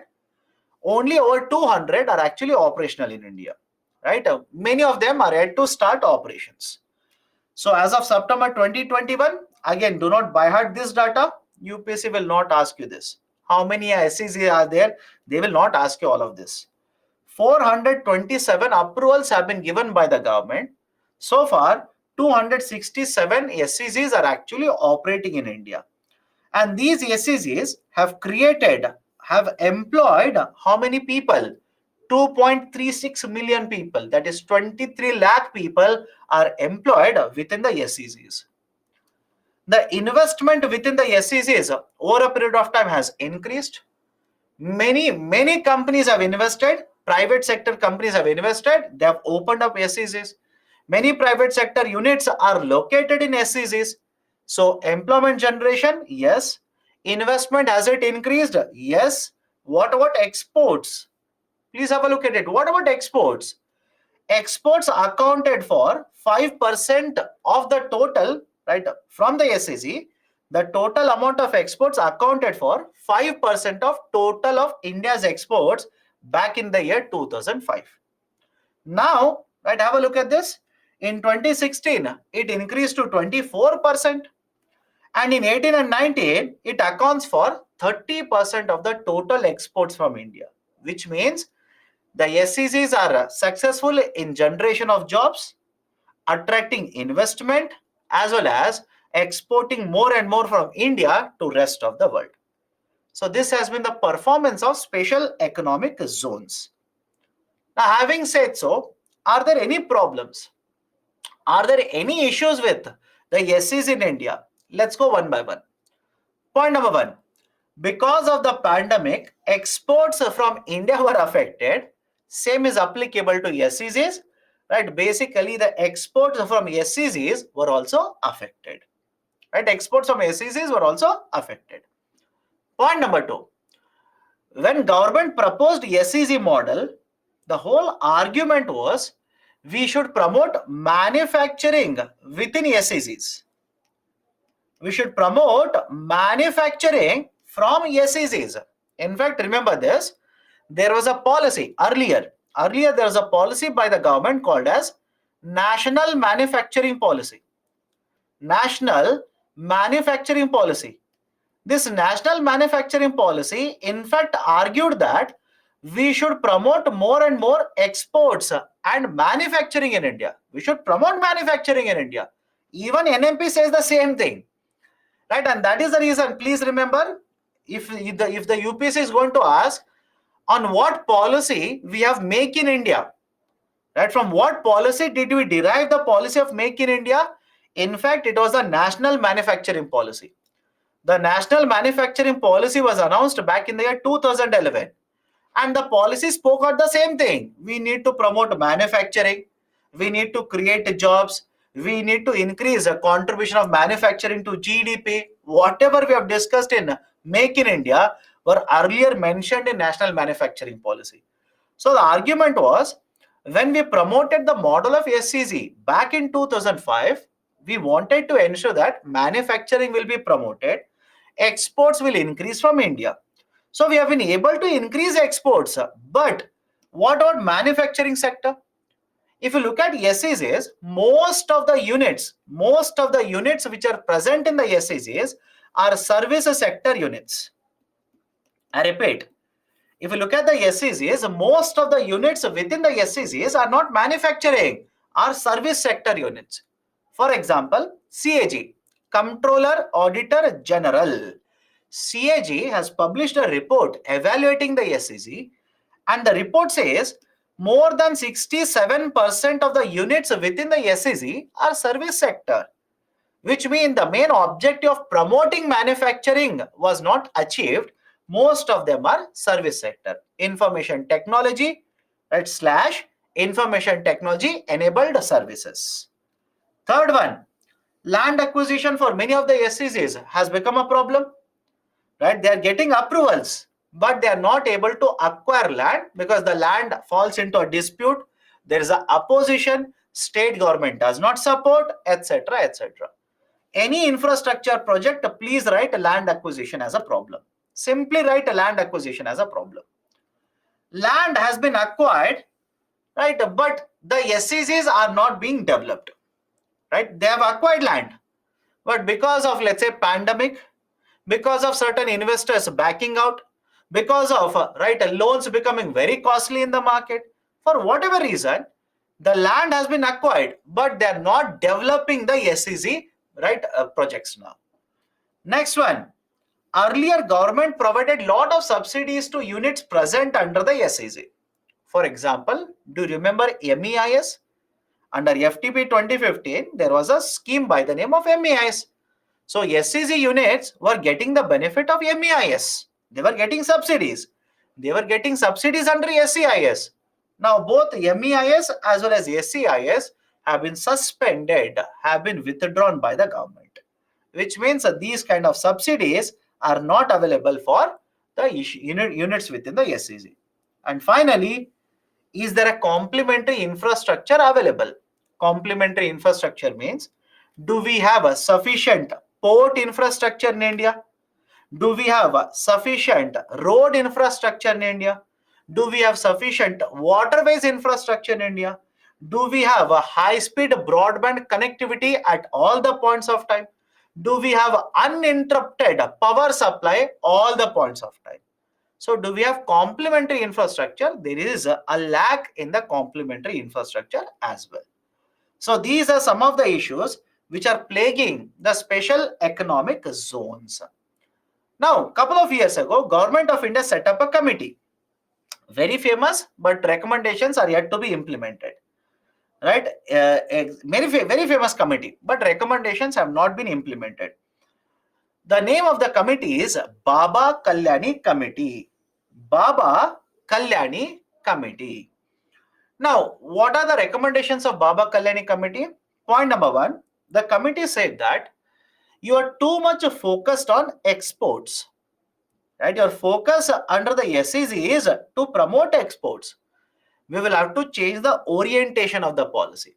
We will have to change the policy itself. That is, rather than calling this as a special economic zones, now our focus of these units will be to promote investment. Our focus will be to promote employment. And that is the reason this committee recommended that we should call them as employment and economic enclaves. We should call them as employment and economic enclaves, EEE. There should be a policy shift. And when you have a policy shift like this, what is the reason you should have a policy shift? Rather than targeting exports, now through these units, try to promote more investment. Try to promote more employment generation. And whatever incentives you provide,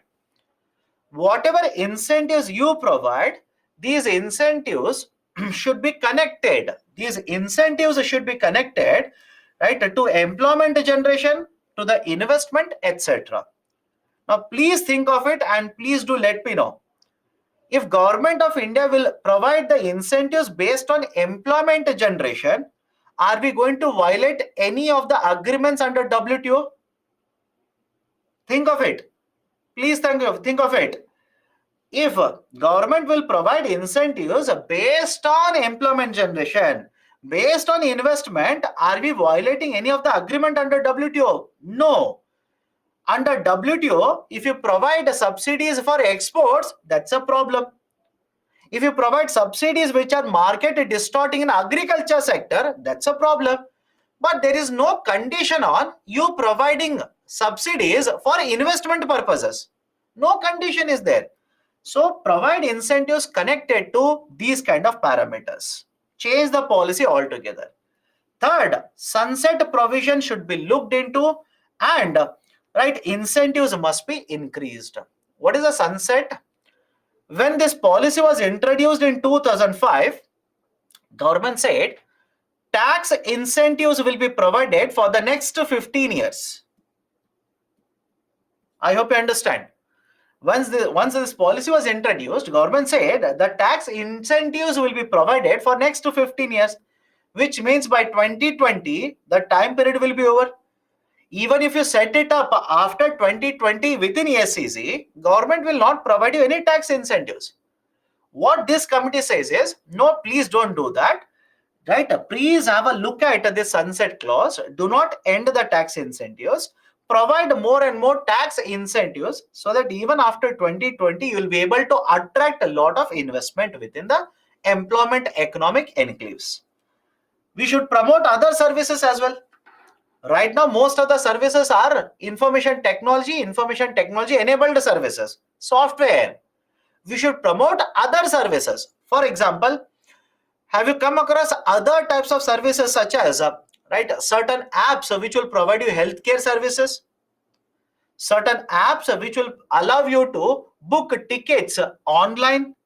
So there are so many services, right? Most of the service units are software, that is creating software and selling it to across the international market. But there are many other services. Financial services are there, right? Healthcare services are there. There are so many other services. We should promote other services as well within the employment economic enclaves. We should have a separate guidelines for setting up of a special economic zone focused on manufacturing, or if it is a service sector SEZ. Right now, only one set of guidelines are there. This committee says no, we should not have one set of SOP, standard operating procedure. We should have different SOPs for manufacturing SEZ as well as service sector SEZ. We should also promote ease of doing business within employment economic enclaves. Promote more and more ease of doing business. And finally, set up a more infrastructure services. Provide a better quality of infrastructure such as road connectivity, railway connectivity, port connectivity, so that more and more SEZs will be benefited by this. Done? So these are the recommendations of Baba Kalyani Committee. Anybody has a problem here? Can we go forward? Anybody has a problem? Sir, can you say example for double taxation avoidance agreement? I've told you this. India has a DTA with Mauritius. I've told you, India has a DTA with Mauritius. There are more than 80 countries with which India has a DTA. Right? There are more than 80 countries. Right? Best example, India, Mauritius, DTA. Okay. Next, National Investment and Manufacturing Zones. What is sunrise? Arey Baba, right? Where is the sunrise clause? I don't know from where do you pick up these questions. National Investment Manufacturing Zone, right? In a nutshell, NIMC. Now, before I start discussing NIMC, here is a point. We have SEZs, more than 200 SEZs which are operating in India. We have them. So when you talk about SEZs, you can find out, right, how is the SEZ policy doing, right, how exports are doing, how many jobs are generated. You can do a complete evaluation of SEZs. We cannot do the same thing for NIMC. All I can tell you is what is the proposal of NIMC, because please remember this, there are no NIMCs which are operating in India. It is just a proposal. It is just a proposal. There are no NIMCs which are operating in India. Although Government of India has approved more than 20 NIMCs, so far none of the NIMCs are operational. So all I can tell you about NIMC is what is the proposal. But beyond that, if you ask me, sir, how much is the job under NIMC? No answer to that. If you ask me, right, how much investment has been done under NIMC? None of them are operational. If you ask me how much exports have happened from NIMC, there is no answer. Right? So NIMC as a proposal was taken from National Manufacturing Policy 2011. Under the National Manufacturing Policy of 2011, government proposed a new model called as National Investment and Manufacturing Zone. And the whole idea of the government was that using NIMCs, we will promote specifically manufacturing sector. We'll promote specifically manufacturing sector. That was the reason why NMP, right, was taken, and under that we proposed NIMC. So point number one, NIMCs will be developed as industrial towns. Industrial towns means the towns where industries are there. And the industries, right, because industries are there, the whole town would be developed. If you ask me, sir, any example of an industrial township in India, have you heard of Jamshedpur? Best example. I'm pretty sure all of you heard of it. Have you heard of Jamshedpur? Jamshedpur is a town in India. Why do you think Jamshedpur became a town? Initially, only a manufacturing facility, a steel plant was set up there. Steel plant was set up. And because a steel plant was set up, over a period of time, the whole infrastructure was developed. Schools were developed. Housing was developed. Right? All the other infrastructure was developed. And today it has become a town. These are called as industrial towns, industrial townships. So this NIMC will be developed as industrial township, wherein, right, the economy, right, in these towns, the economy is completely built surrounding around the idea of a industry itself. Okay.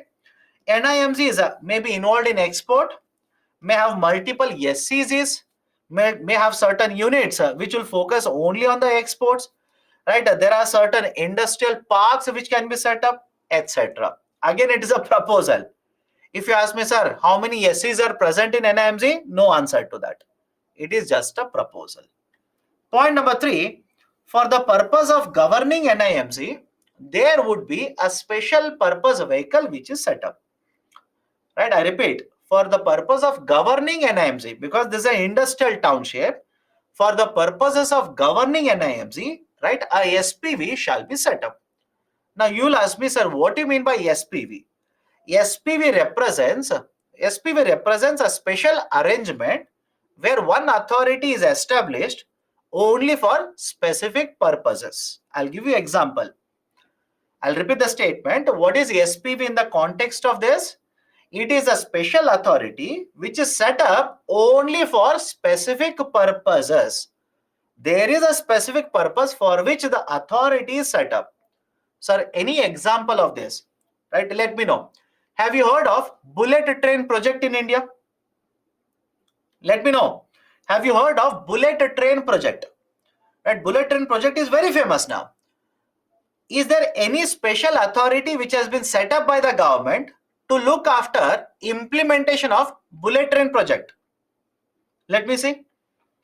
Can you think of name of an authority, right? Do you know, is there any authority which has been set up by government of India to look after implementation of bullet train project? If you do not know, please remember this. There is authority by the name of National High Speed Rail Corporation Limited. National High Speed Rail Corporation Limited. This is the authority which has been set up to look after only bullet train project. I'll give you one more example. All of you heard of LED lights? In fact, I'm pretty sure all of you are using in your homes LED lights itself. Government of India implemented a project by the name of National LED Program, NLP. Very famous now. Government implemented a project by the name of National LED Program. And what was the objective of National LED Program? It was basically to promote, right, LED lights itself. It was to ensure LED lights are available in the market. Street lights, we will start using LED lights there. In offices, we will use LED lights. So there was one authority set up to promote LED program, and the name of the authority is EESL, Energy Efficiency Services Limited. So can I call Energy Efficiency Services Limited as an SPV, special purpose vehicle? So special purpose vehicles are nothing but authorities which are set up by the government for specific objective, for specific purposes only. Government will set up the authority and say, this is your work, right? Do not go beyond this. Only this is your work. Kindly conduct it. That is the concept of special purpose vehicle. So for NIMZ, special purpose vehicle will be set up. That is one more proposal. Next one, at least 30% of the area that has been proposed to be developed as NIMZ, at least 30% will be reserved only for manufacturing units. And remember this, at least 30% of the area that we will acquire to develop NIMZ, we will ensure that this land will be used for manufacturing purposes. Next, state governments may also have a policy to promote MSME sector within NIMZ. If they want, they can have a policy for it. Next, NIMZ is to focus on clean and energy efficient technology. For example, NIMZs will try to harness sunlight, right? Use solar energy, right? They will try to acquire the energy which is clean, right? Which is not through thermal, which is through renewable. So we will focus on clean and energy efficient usage in the NIMZ. And finally, within the NIMZ, we will also have skill development facilities. And what is the role of skill development facilities? These will provide skilling to the labor who are present in the NIMZ, who will acquire the skill set, now will be absorbed in other industries as well. Right? So that is basically the skill development facility proposal under the NIMZ. So all of these are just a proposal. In case of India, none of them are working, right? Don't worry about it. It is just a proposal. Okay, done. Can we go forward now? Anybody has an issue with NIMZ?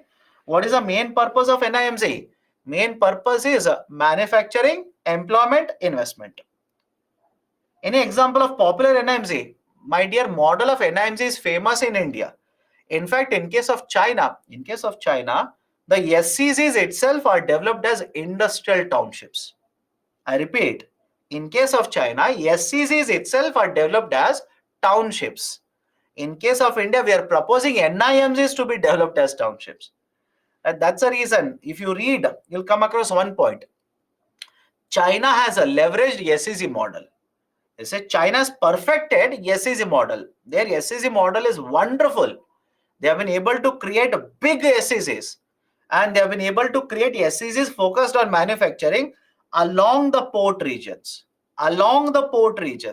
For example, if time permits, please have a look at the map, right? The SEZs availability in China. You will see that most of the SEZs in China are located in the Yellow Sea region.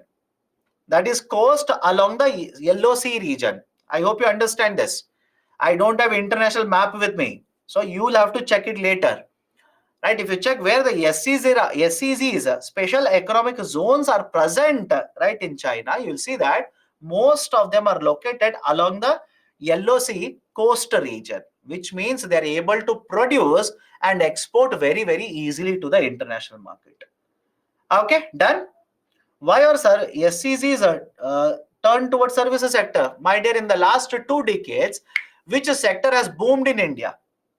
You tell me. If you ask me, sir, why within the SEZ model, why service sector units are very high in the last 2 decades, right? Don't you think service sector has boomed in India? Boomed means grown at a very fast pace, right? It's not just applicable to other parts of India. Even the same thing has happened in the SEZs also. Okay, done. Let me go forward now. Next model, PPP, public-private partnership. Next investment model is public-private partnership. Okay, PPP. Now, what is this idea of a public-private partnership? Simple. Government as well as private sector. Please remember this, right? Because again, you'll have to recollect it later. Please remember this. Government and private sector will come together, sign an agreement. This agreement will basically mean private sector will have to provide certain good or services. This agreement is called as public-private partnership. Any problem with this model? Please do let me know. Any problem? I'm saying government and private sector will come together. They will sign a contract or an agreement. As per the agreement, the private sector will have to provide certain good or a service. This is basically called as a public-private partnership. Now, why this is very famous in India? Why this is right so much used by the government over a period of time? The reason is that government, imagine they want to construct a road, which means government should require money to spend. Rather than this, what if government of India says private sector is allowed to invest money, construct the road and collect a toll for 20 years? So don't you think by entering into a contract with the private sector, government is ensuring private sector is doing the investment, not the government of India? All of you are okay with this? Private sector will make the investment, not the government of India. So first reason why PPP is actually needed is government doesn't have all the money that it requires to develop infrastructure. So it will ensure that private sector will spend money. Point number two, who do you think is better equipped to implement projects? Do you think government of India through its departments can implement the projects better or private sector? Don't you think private sector with better technology, right, with better managerial resources, with focus on the profit is much more efficient in implementation of the project? So we will use the expertise of the private sector. We'll use the expertise of the private sector. Right? Involvement of the private sector means resources are also utilized much more efficiently now. Right? We are going to utilize the resources much more efficiently compared to a situation where only government through its authorities would be utilizing the resources. Okay? And because private sector is present, don't you think they'll be utilizing better technology? They will purchase a better tools compared to government because they are focused on profit. That's it. Their focus is on profit. So the kind of technology that they use, kind of mechanical tools that they use, or the adoption of technology by the private sector is always much better compared to government agencies. So these are some of the reasons why we actually promote the model of public-private partnership, PPP. Done? Now, whatever agreement, right, we sign, that is between the government as well as the private sector, that is technically referred to as concessionaire agreement. Okay, very often they'll say concessionaire agreement is for a period of 15 years, 20 years. What do they mean? They are basically referring to a PPP agreement itself.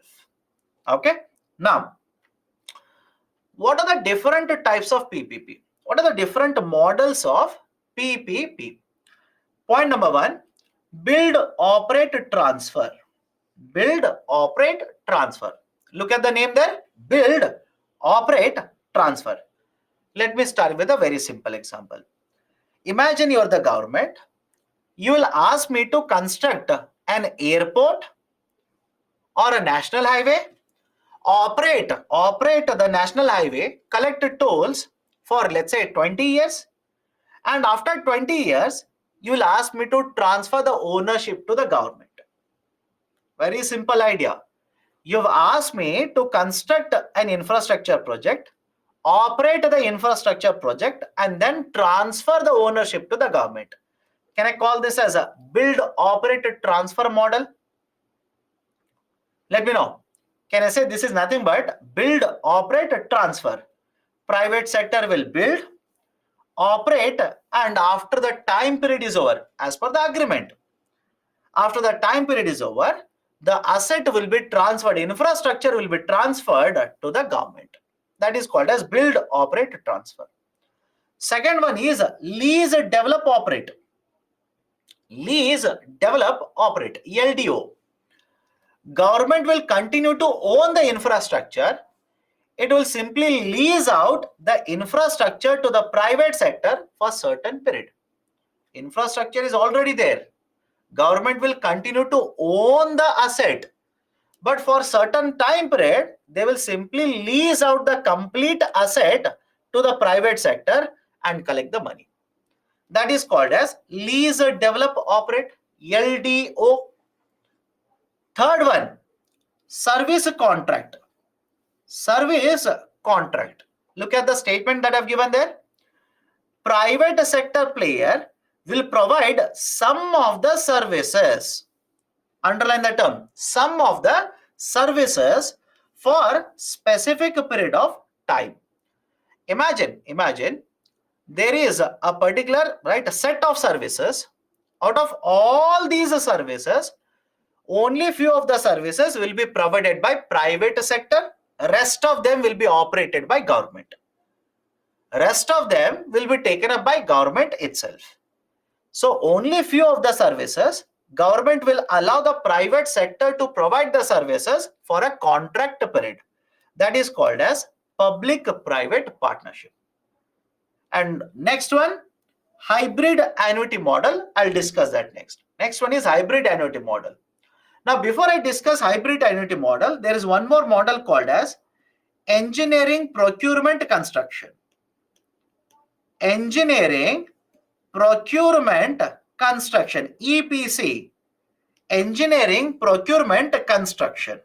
Now, what is this EPC model? Under engineering procurement construction, under the EPC model, private sector will develop the project, will hand over the project after the development, will hand over the project to the government and will take the money from the government. Very simple. Any difficulty, please do let me know. Private sector will build the project. It will not operate it. It will simply hand it over to the government. For having developed this project, government will pay money to the private sector. Right? So that is called as engineering procurement construction EPC model. So build, operate, transfer, lease, develop, operate, service contract, EPC, and the next one is a hybrid annuity model. Today HAM, that is hybrid annuity model, is very, very famous. Today the HAM model is very, very famous.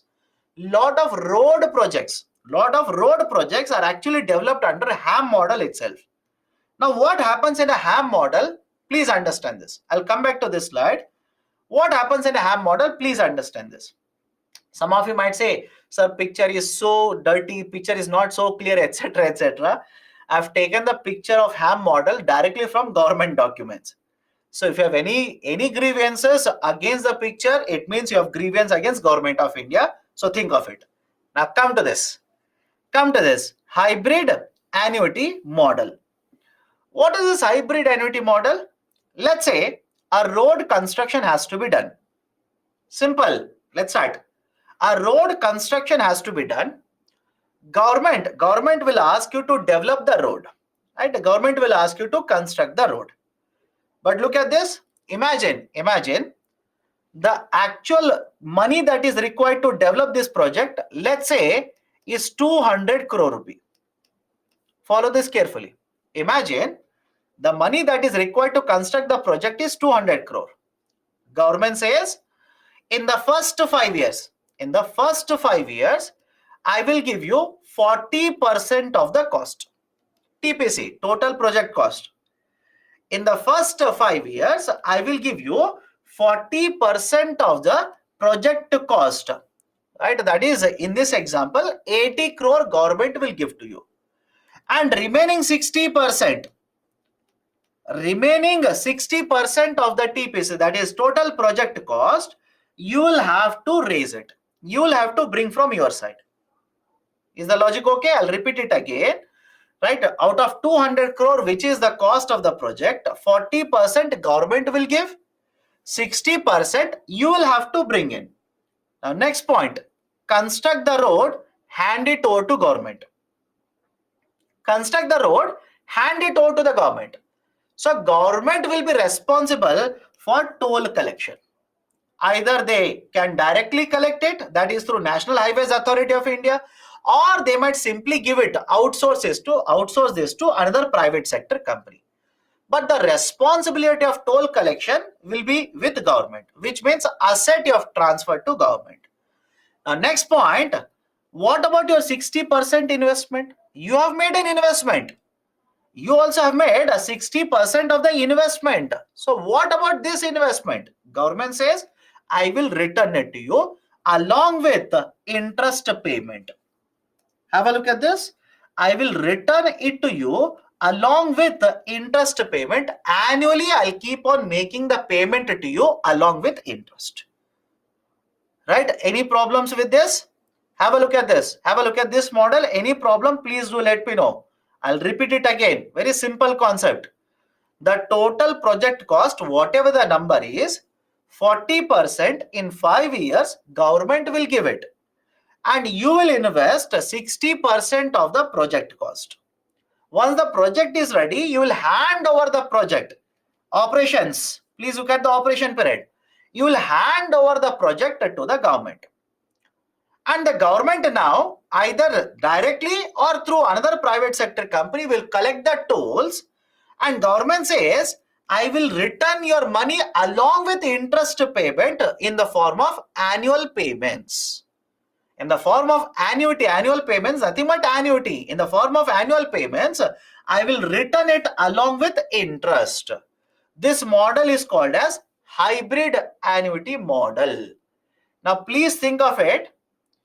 Can you see certain features of EPC in this model? Think of it. Can you see certain features of EPC in this model? Arey Baba, please let me know. Right? Can you see it or not? None of you are replying. Right? Can you see certain features of EPC in this model? And can you see certain features of BOT in this model? Yes or no? Right? BOT as well as the EPC?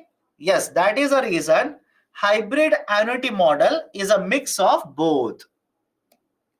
Hybrid annuity model is a mix of the EPC as well as the BOT. Certain features from BOT are taken, certain features of EPC are taken. Right? That is a hybrid. Right? Look at the name now. Hybrid. Hybrid annuity model. Very, very famous now. Under this, a fixed payment is done for a period of time, and then variable amount is paid for the remaining period. That is 40% for the first 5 years. Remaining amount over a period of time, government will pay it along with interest to the private sector company.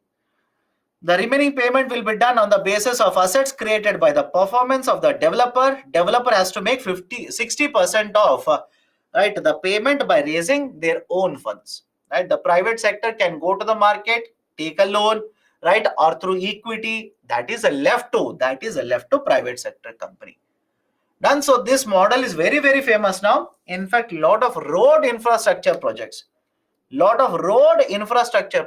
are using the same model, hybrid annuity model. Done. Now, what are the issues? What are the problems with PPP? Is everything going good with PPP model? Are there any concerns with the PPP model? Of course, there will be certain concerns. First one, please remember this. You want to construct a road in India. So you will take a loan. Please tell me the loan that you will require, don't you think it's a long-term loan? And please think of the banking chapter, earlier discussion, etc., etc. Is it easier to get a long-term loan in India? Do we have sufficient financial institutions to provide a long-term financing in India? Banking sector is there. I'm not saying there is no bank. Banking sector is there. But don't you think the bank is also concerned about its own asset liability mismatch? So there is a requirement now to have a long-term infrastructure investment institutions. Right? You need to have this kind of long-term financing in institutions. The existing contracts generally focus more on financial returns rather than providing services. This is generally the criticism for almost all projects. Why? If we are constructing a road, private sector will be focused on how much profit they will generate. Correct? Private sector will be focused on how much profit they will be able to generate. And government is concerned upon whether this road will be constructed by the private sector or not. Who is going to be focused on quality of services?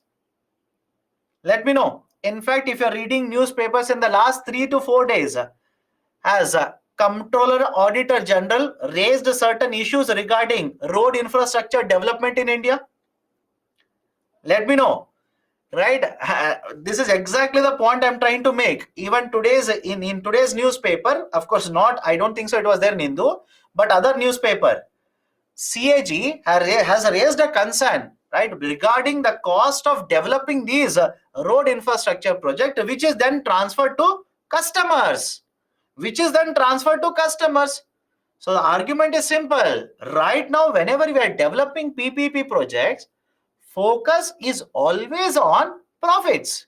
Focus is always on investments. Focus is not on what is the quality of service we are going to provide.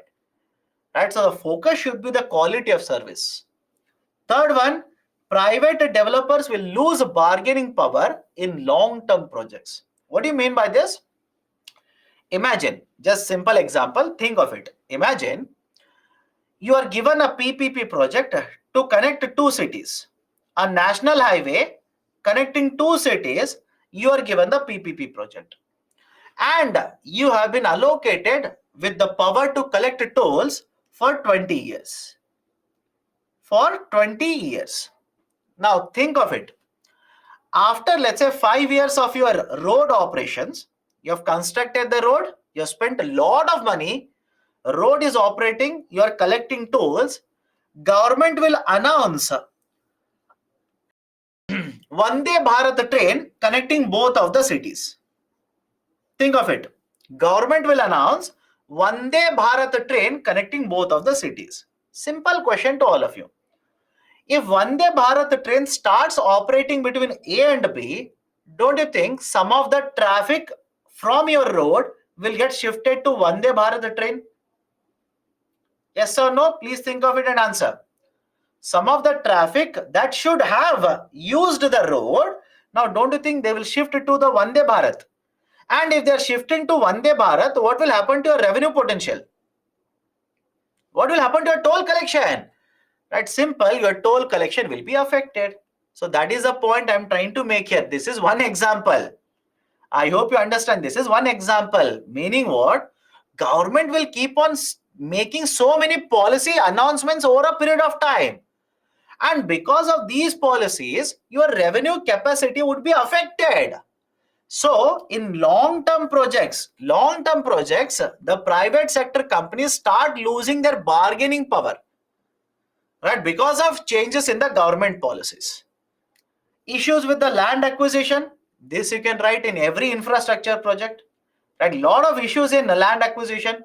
Sir, any example of this? My dear, have you not come across the same argument regarding this particular project, that is bullet train project?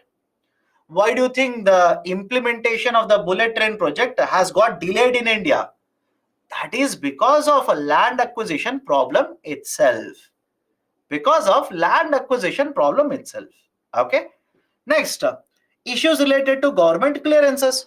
Many of the times, government authorities will delay giving clearances. They will cancel the approvals. Right? Many of the people will go to Supreme Court, file a case against any of these projects. As a result of this, right, don't you think some of these PPP projects will get stuck up? Right? May not be completed. And as a result of this, many of the times, these projects might get added to non-performing assets as well. Right? So these are some of the issues. Furthermore issues. Private sector is not interested in investing in all the sectors. I'll give an example. We have opened up railways in India. We are allowing private sector participation in railways. Right? Private sector is not interested so much in railways because Government of India will make policy changes. Government of India operates most of the railways in India. So argument of the private sector is, my investment, if I enter into operation of railways, my investment will be very huge. But Government of India already has so much power over railways. They can decide regarding railways, regarding the routes at any point of time. So my risk is very high here. So I will not participate more in railways. Whereas on the other side, roadways, right? Think of it, roadways. In fact, I'll show you data. Large number of PPP projects which are implemented at the central government level. I'll repeat the statement. Large number of projects which are implemented at the central government level, these are there in the road sector itself. These are there in the road sector itself. Right? So private sector is not interested in all the projects. They are interested in only few of the projects. NPAs also are increasing, generally in infrastructure project, also in projects where PPP is there. Right? There is a lot of delays in development of these infrastructure projects, as a result of which cost associated with the development is increasing, the profit margins are coming down, etc.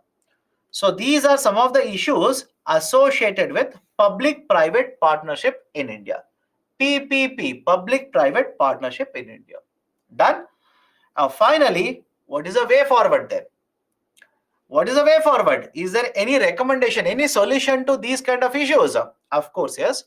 There is one committee, that is Kelkar committee, Vijay Kelkar committee recommendations regarding PPP.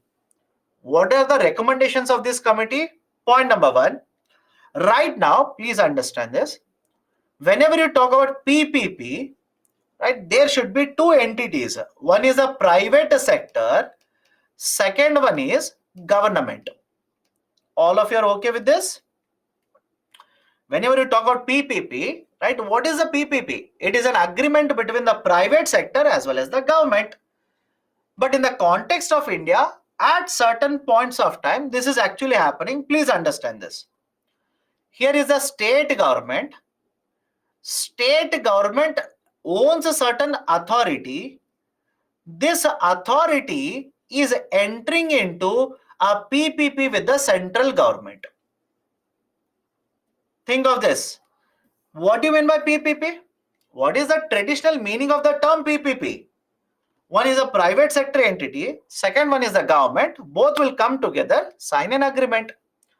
But we are seeing situations wherein certain authorities owned by government, state government, they are entering into agreements with the central government, and we are calling this as PPP. Do you think this is basically a PPP? Think of this. Do you think this is a PPP? No, this is not PPP. Why? Please understand, argument of the committee is that role of the government should be to provide welfare. Role of the government should never be to run behind profits. And if a state government through authorities will start entering into PPP, don't you think they're running behind profits here? Yes or no? Are they not running behind profits? Rather than looking at social welfare, they are running behind profits now. So this committee says we should not allow this. We should never allow this. Right? The states should not be allowed to participate in the PPP. If it is between state government and a private sector, allow this. But in this example, an entity owned by the state government is entering into PPP with the central government. We should not allow this. Why? Focus of the government should be to provide welfare, not to run behind profits. So any example of this? I can give you many, but let me connect a current affairs point here. There is one entity owned by Kerala government, KIFB. There is one authority owned by Kerala government, and this authority wanted to participate in airport PPPs.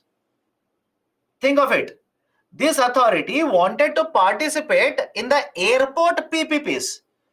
Right? So central government said the airports already have been allocated to one more company, private sector. We will not allocate it to you. So argument is simple. States should not be allowed to participate in the PPPs like this. It should be between the private and the government. There is a need to have risk allocation guidelines. Right? Risk allocation guidelines. We need to have guidelines for allocating risk between the central government, that is government authority which is part of the PPP, and also the private sector which is part of the PPP. Why? Right now, all the risk that is associated with the project, all the risk is allocated to private sector. This committee says no, some of the risk has to be taken care of by the government, some risk has to be allocated to private sector. So guidelines for risk allocation. We should have a framework at the national level. We do not have it now. At the national level, we should have PPP framework which is announced by the central government. Fourth one, discourage a Swiss challenge model. I'll take it up in a minute. Just give me some time. I'll take it up separately. Right? Discourage Swiss challenge model. Do not encourage the Swiss challenge, discourage it. Next, these projects are implemented for a longer duration. These kind of PPP projects are implemented for a longer duration. And some time ago, we have discussed this. When you implement these for a longer duration, the private sector will start losing the bargaining power. So we need to protect, we need to ensure, even though this project is for a longer duration, bargaining means a negotiation power should be there with the private sector as well. Next, we should have sector specific regulators. We do not have in all the sectors as of now regulators. Sir, what do you mean by sector specific regulator? If you're reading newspaper, please do let me know. Has Government of India proposed, again not related to PPP, just trying to give you the basic idea of a sector specific regulator. Has Government of India now starting to propose idea for a regulator in medical manufacturing? That is, right, let's say basically there was an issue regarding cough syrup. Right, the cough syrup which was manufactured in India was faulty. Some people died in many countries, etc. Couple of days ago, this was there in the newspaper. Now, Government of India wants to propose a regulator to look into the quality of these kind of medicines which are manufactured in India. Right, so this is the idea of a sector-specific regulator. Again, if it is difficult to understand, please tell me: is there a regulator for banking sector? Let me know. Is there a regulator for banking sector? Of course, yes, RBI. Can I call it as a sector specific regulator? Is there a regulator for real estate sector? Yes, there is a regulator for real estate sector now, RERA. Under RERA, right, that is Real Estate Regulatory Authority, we have set up an authority. So argument is simple. For all the sectors where we are going to implement PPP, we should have sector specific regulators. Right, because government cannot address all the issues. A regulator should be there to address the issues which are happening in these sectors. And finally, frame guidelines for auditing account books of the private sector. Frame guidelines to audit the account books of the private sector. What do you mean by this? Let's take a simple example. Imagine there is an agreement between you and me, PPP. You are the government, I am the private sector. As per the agreement, annually, I'm supposed to give you 10% of my revenue. Okay, this is agreement, revenue sharing model. As per the agreement, annually, I'm supposed to give you 10% of my revenue. Now, please tell me, whatever revenue I pay to you, how will you find out whether this is a correct revenue or not? Let me know. The agreement says I will have to give you 10% of the revenue. But how will you find out whatever amount I've shared with you, this is the right amount of revenue? How will you find out? Right? Because please understand, you are the government, I am the private sector. You cannot look into my account books directly. I hope you understand this. You cannot look into my account books. You cannot audit my account books. Some of you are saying, sir, we'll ask the Comptroller Auditor General to look into it. CAG looks at government expenditures. CAG looks at government authorities. CAG doesn't have the power to look into the books of private sector companies. This should be very clear to you. CAG cannot look into the account books and start auditing the account books of private sector. That power, they don't have it. So now, don't you think there should be certain framework, certain guidelines for the government to audit the account books of private sector, so that you come to know, okay, the revenue that the company is sharing, it is the right appropriate revenue. Company is not giving me lesser amount of revenue. So guidelines have to be set up. Done. Last point here, discourage Swiss challenge model. Discourage Swiss challenge model. What is this discouraging Swiss challenge model? What is Swiss challenge model? Let's try and understand. Swiss challenge model basically is referred to as unsolicited proposal. Unsolicited proposal. Unsolicited proposal means, understand this, generally what is the process? Government says, this airport, I want to give it on a lease for 30 years. If there is anybody who wants to take this on lease, submit the proposal to me. All of you okay with this? Government says, this is the airport. So I want to put it on a lease for 30 years. Anybody who wants to take it on lease, give the proposal to me. This is how generally the system works out. But in case of Swiss challenge model, government is not proposing anything. Government is not doing anything. Private sector will approach government with a proposal. Do you understand the difference? Please do let me know. Do you understand the difference? I'll repeat it again. Generally what happens, government says, this is the airport, I will put it on a lease. Anybody who wants to take it on lease, give me proposal. This is generally how it is supposed to happen.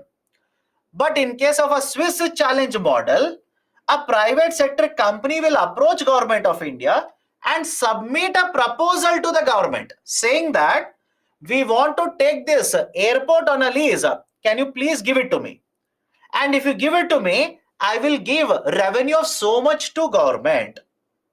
Can I call this as unsolicited proposal? Unsolicited means without any request. Unsolicited simply means you are not requesting. You are not requesting the private sector. They only have come forward with the proposal to you. Right? This is basically the concept of unsolicited proposal. Now what will happen? What will happen? Imagine you are the prime minister. Imagine, okay, right? 5:15, right? Or let's say not prime minister. Let's say you are civil aviation minister. I will approach you with a proposal saying that, okay, this airport, I want to take it on lease for 30 years and I will give you revenue of so much. Will you simply accept it? Think of it. Will you simply accept it? You should not. You should never. If you accept it, there can be allegation of corruption there. So what you will do? You will say, okay, let me look at the proposal. You will see the proposal. Now you will basically, right, advertise the proposal in the newspapers. You will basically put it out in the public domain. What you say? This is the airport. I want to put it on a lease for 30 years. Is there anybody in the market who wants to take it on lease? I hope you understand this. Right? Swiss challenge model means no doubt private sector will give the first proposal, but immediately allocation will not happen. Government will now make it public saying that I want to put this airport on lease basis. Is there anybody who wants to compete with this company? If there's a competition, anybody who gives the highest bid, it will be given to them. Otherwise, whoever has proposed the bid already, who has proposed this, right, given the first proposal, that will be accepted. Project would be allocated to them. Now, please tell me, in all of this process that I've explained, is there a scope of corruption in the system? Let me know. In all the process that I've explained to you under the Swiss challenge model, is there scope? I'm not saying it is happening. I'm saying, is there a scope of corruption in the system? There is scope of corruption. Sir, how is that possible? No, that is not possible, etc., etc. It has happened already in the past. It has happened in the past. Right? What if the minister says, today morning they will say that, again, hypothetically, today morning they will announce that I want to put this project on lease, airport on lease. The last day to submit the proposal is today evening 6 p.m. Think of it, right? We are willing to provide this, right? Airport on lease basis. The last date, right, before you are supposed to submit this proposal is today evening 6 p.m. Do you think people will participate there? No, people will not participate because they will not have sufficient timing. Has it happened in the past? Yes, there have been instances. I'll give an example. Don't write it in the exam. 2G scam. All of you heard of it? 2G scam. Right? Yes or no? 2G scam. In case of 2G scam, this was actually used. Right, the proposals, right, the time given for proposals was a matter of hours. The time given to submit proposal was in matter of hours, right? So they basically knew that in this date this will be the last time period, so they had already prepared the proposal. So those companies which had prepared the proposal, they could submit those proposals. Again, all of this is not required, but let me know, is there a scope of corruption, right? Is there opaqueness in the system here? Yes, that is the precise reason. That's a precise reason. The committee says do not promote Swiss challenge model. Do not promote Swiss challenge model. Okay. So these are some of the recommendations of Kelkar committee. Now last concept is there. Last concept. Let me cover this, then we'll take the break, right? Then we'll restart with other concept. The concept of viability gap funding.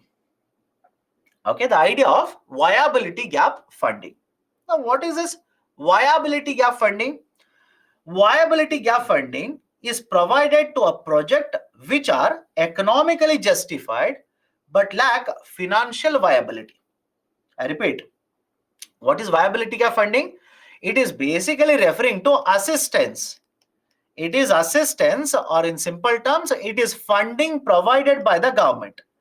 Funding provided by the government to a project which are economically justified but lack of financial viability. That is, you are concerned as a private sector, you are concerned that though you are making a lot of investment in the project, will the project generate sufficient returns to you? Financial viability means, is the project going to generate sufficient money for you? Is it viable for you? Viable means, is it sustainable project for you? So that is a concern. So if your concern is whether the project will generate sufficient revenues when I'm investing so much amount of money, government says, don't worry, part of the investment I will give it to you. Is it okay? Part of the investment I will give to you, so that your investment burden will come down automatically, right? The returns that you're going to earn, right? Percentage returns that you're going to earn automatically will be better now. So whatever was the concern regarding viability of the project, that will be addressed. Because let's say hypothetically, there is a national highway to be constructed. National highway. Do you require this national highway? Is this a national highway economically justified? Of course, yes. National highways will promote transportation. National highways will lead to increase in the demand for labor. National highways will also lead to increased demand for raw materials, etc. So the construction of national highway, it is economically justified. It is justified. But the concern is whether this project will generate sufficient revenues for you. If I am going to develop this project, is it going to generate sufficient revenue for me compared to the investment? That is the reason government says, do not worry, part of the investment I will provide it to you. Part of the funding, that is whatever is the cost of the project, part of the project I will give it to you. How? Please have a look at this. In case of PPP, there is a VGF scheme. There is a VGF scheme, Infrastructure Viability Gap Funding Scheme, which is applicable for PPP projects. Until, right, understand this, it was introduced back in 2006. It was supposed to be over because scheme has had a deadline. It was supposed to be ended. But Government of India has extended the application of the scheme till 24 and 25. And under the scheme, multiple projects are divided into two parts. I'll repeat it. Multiple projects are divided into two parts. One is called as subscheme 1, wherein up to 60% of the total project cost will be provided by the government. Right? Up to 60% of the total project cost will be provided by the government. Right? So that financial viability is not at all a concern for you, because part of your investment, you are getting it from the government only. I hope you understand. Part of your investment, you are getting it from the government now. So viability is not a concern for you.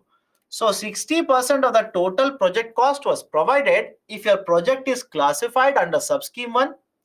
If your project is classified under subscheme 2, up to 80% of the capital expenditure, CapEx, capital expenditure that you incurred in the project, up to 80% would be refunded to you. Generally, understand this. Generally, whenever government provides funding like this, half of the funding will come from the center, half of the funding will come from a respective ministry or the state government, which means if it is 60% of the total project cost, let's say total project cost is 100 crore rupees. In the first example, that is subscheme 1, they will give you 60 crore rupees. And again, please understand, it is up to means from one kind of a project to another kind of project, they'll keep on changing it. It depends on the project there. So up to 60 crore rupees, they will give it to you. And 60 crore rupees will not come from only central government. Half of this generally comes from the center, half of it will come from any authority, from the state government or the respective ministry which is implementing it. This is basically the concept of viability gap funding. Any problem here? Can we go forward? This is basically the concept of viability gap funding, VGF. Anybody has a doubt, any problem, please do let me know. Otherwise, I'll go forward. Now. Any problem? Very confusing. What is confusing? Right? If you say it is confusing, what is confusing? You tell me that. It is not confusing. You are not listening. That's a reason it is confusing. What is confusing part? You tell me. Then I can address it. If you simply say, no, very confusing, then I'll say, okay, by heart it. But I'll simply say by heart it and I'll go forward. Okay. Which part is confusing? How VGF is estimated. My dear, do you listen to what I say? Did I say VGF is fixed for every project? Did I say that? I said from one project to another project, government authorities, based on the requirement, based on what is the revenue generation capacity of the project, they'll say in one project we'll give you 60%. In another project, they might simply say we'll give you 50%. In another project, we might give you 40%. Right? Now you are talking me, show me the calculation. Why? Do you think UPSC will ask you, show the calculation of VGF? Anybody in the classroom? Anybody? And VGF as a concept, I told you, was introduced in 2006, which means UPSC has had a chance for more than 15 years to ask a question on this. So show me a question paper where UPSC has asked you how VGF is calculated. Show it to me. Because you are asking me to show the calculation. I am asking you, why do you need the calculation if UPSC will not ask you that? So do not unnecessarily complicate things. Right? Do not unnecessarily complicate things. You want to become PhD scholars in economics by studying economics in 3 months. Is it possible? Think of it. Please think of that also. Is it possible? Not, right? Don't enter into all of this. Right? Unnecessarily, do not complicate it. You will not be becoming PhD scholars in 3 months. I can guarantee that. Okay. So basic idea is this. Some of the schemes, some of the projects will be classified under subscheme 1. Some of the projects will be classified under subscheme 2. In case of subscheme 1, if your project will fall under that, 60%, up to 60% of the total project cost will be given by the government. I said, imagine you have a project cost of 100 crore, up to 60 crore, right? 30 crore from the central government, 30 crore from, again, up to, that is important, up to 30 crore from the central government, up to 30 crore from the state government, from implementing agency, etc. They will give you the amount.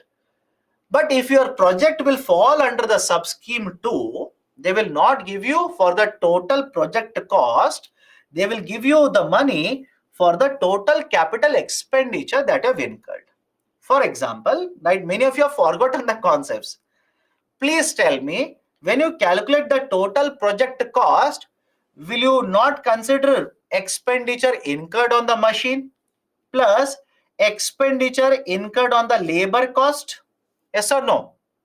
But when you say only the capital expenditure, will you include all the other charges for working capital requirement?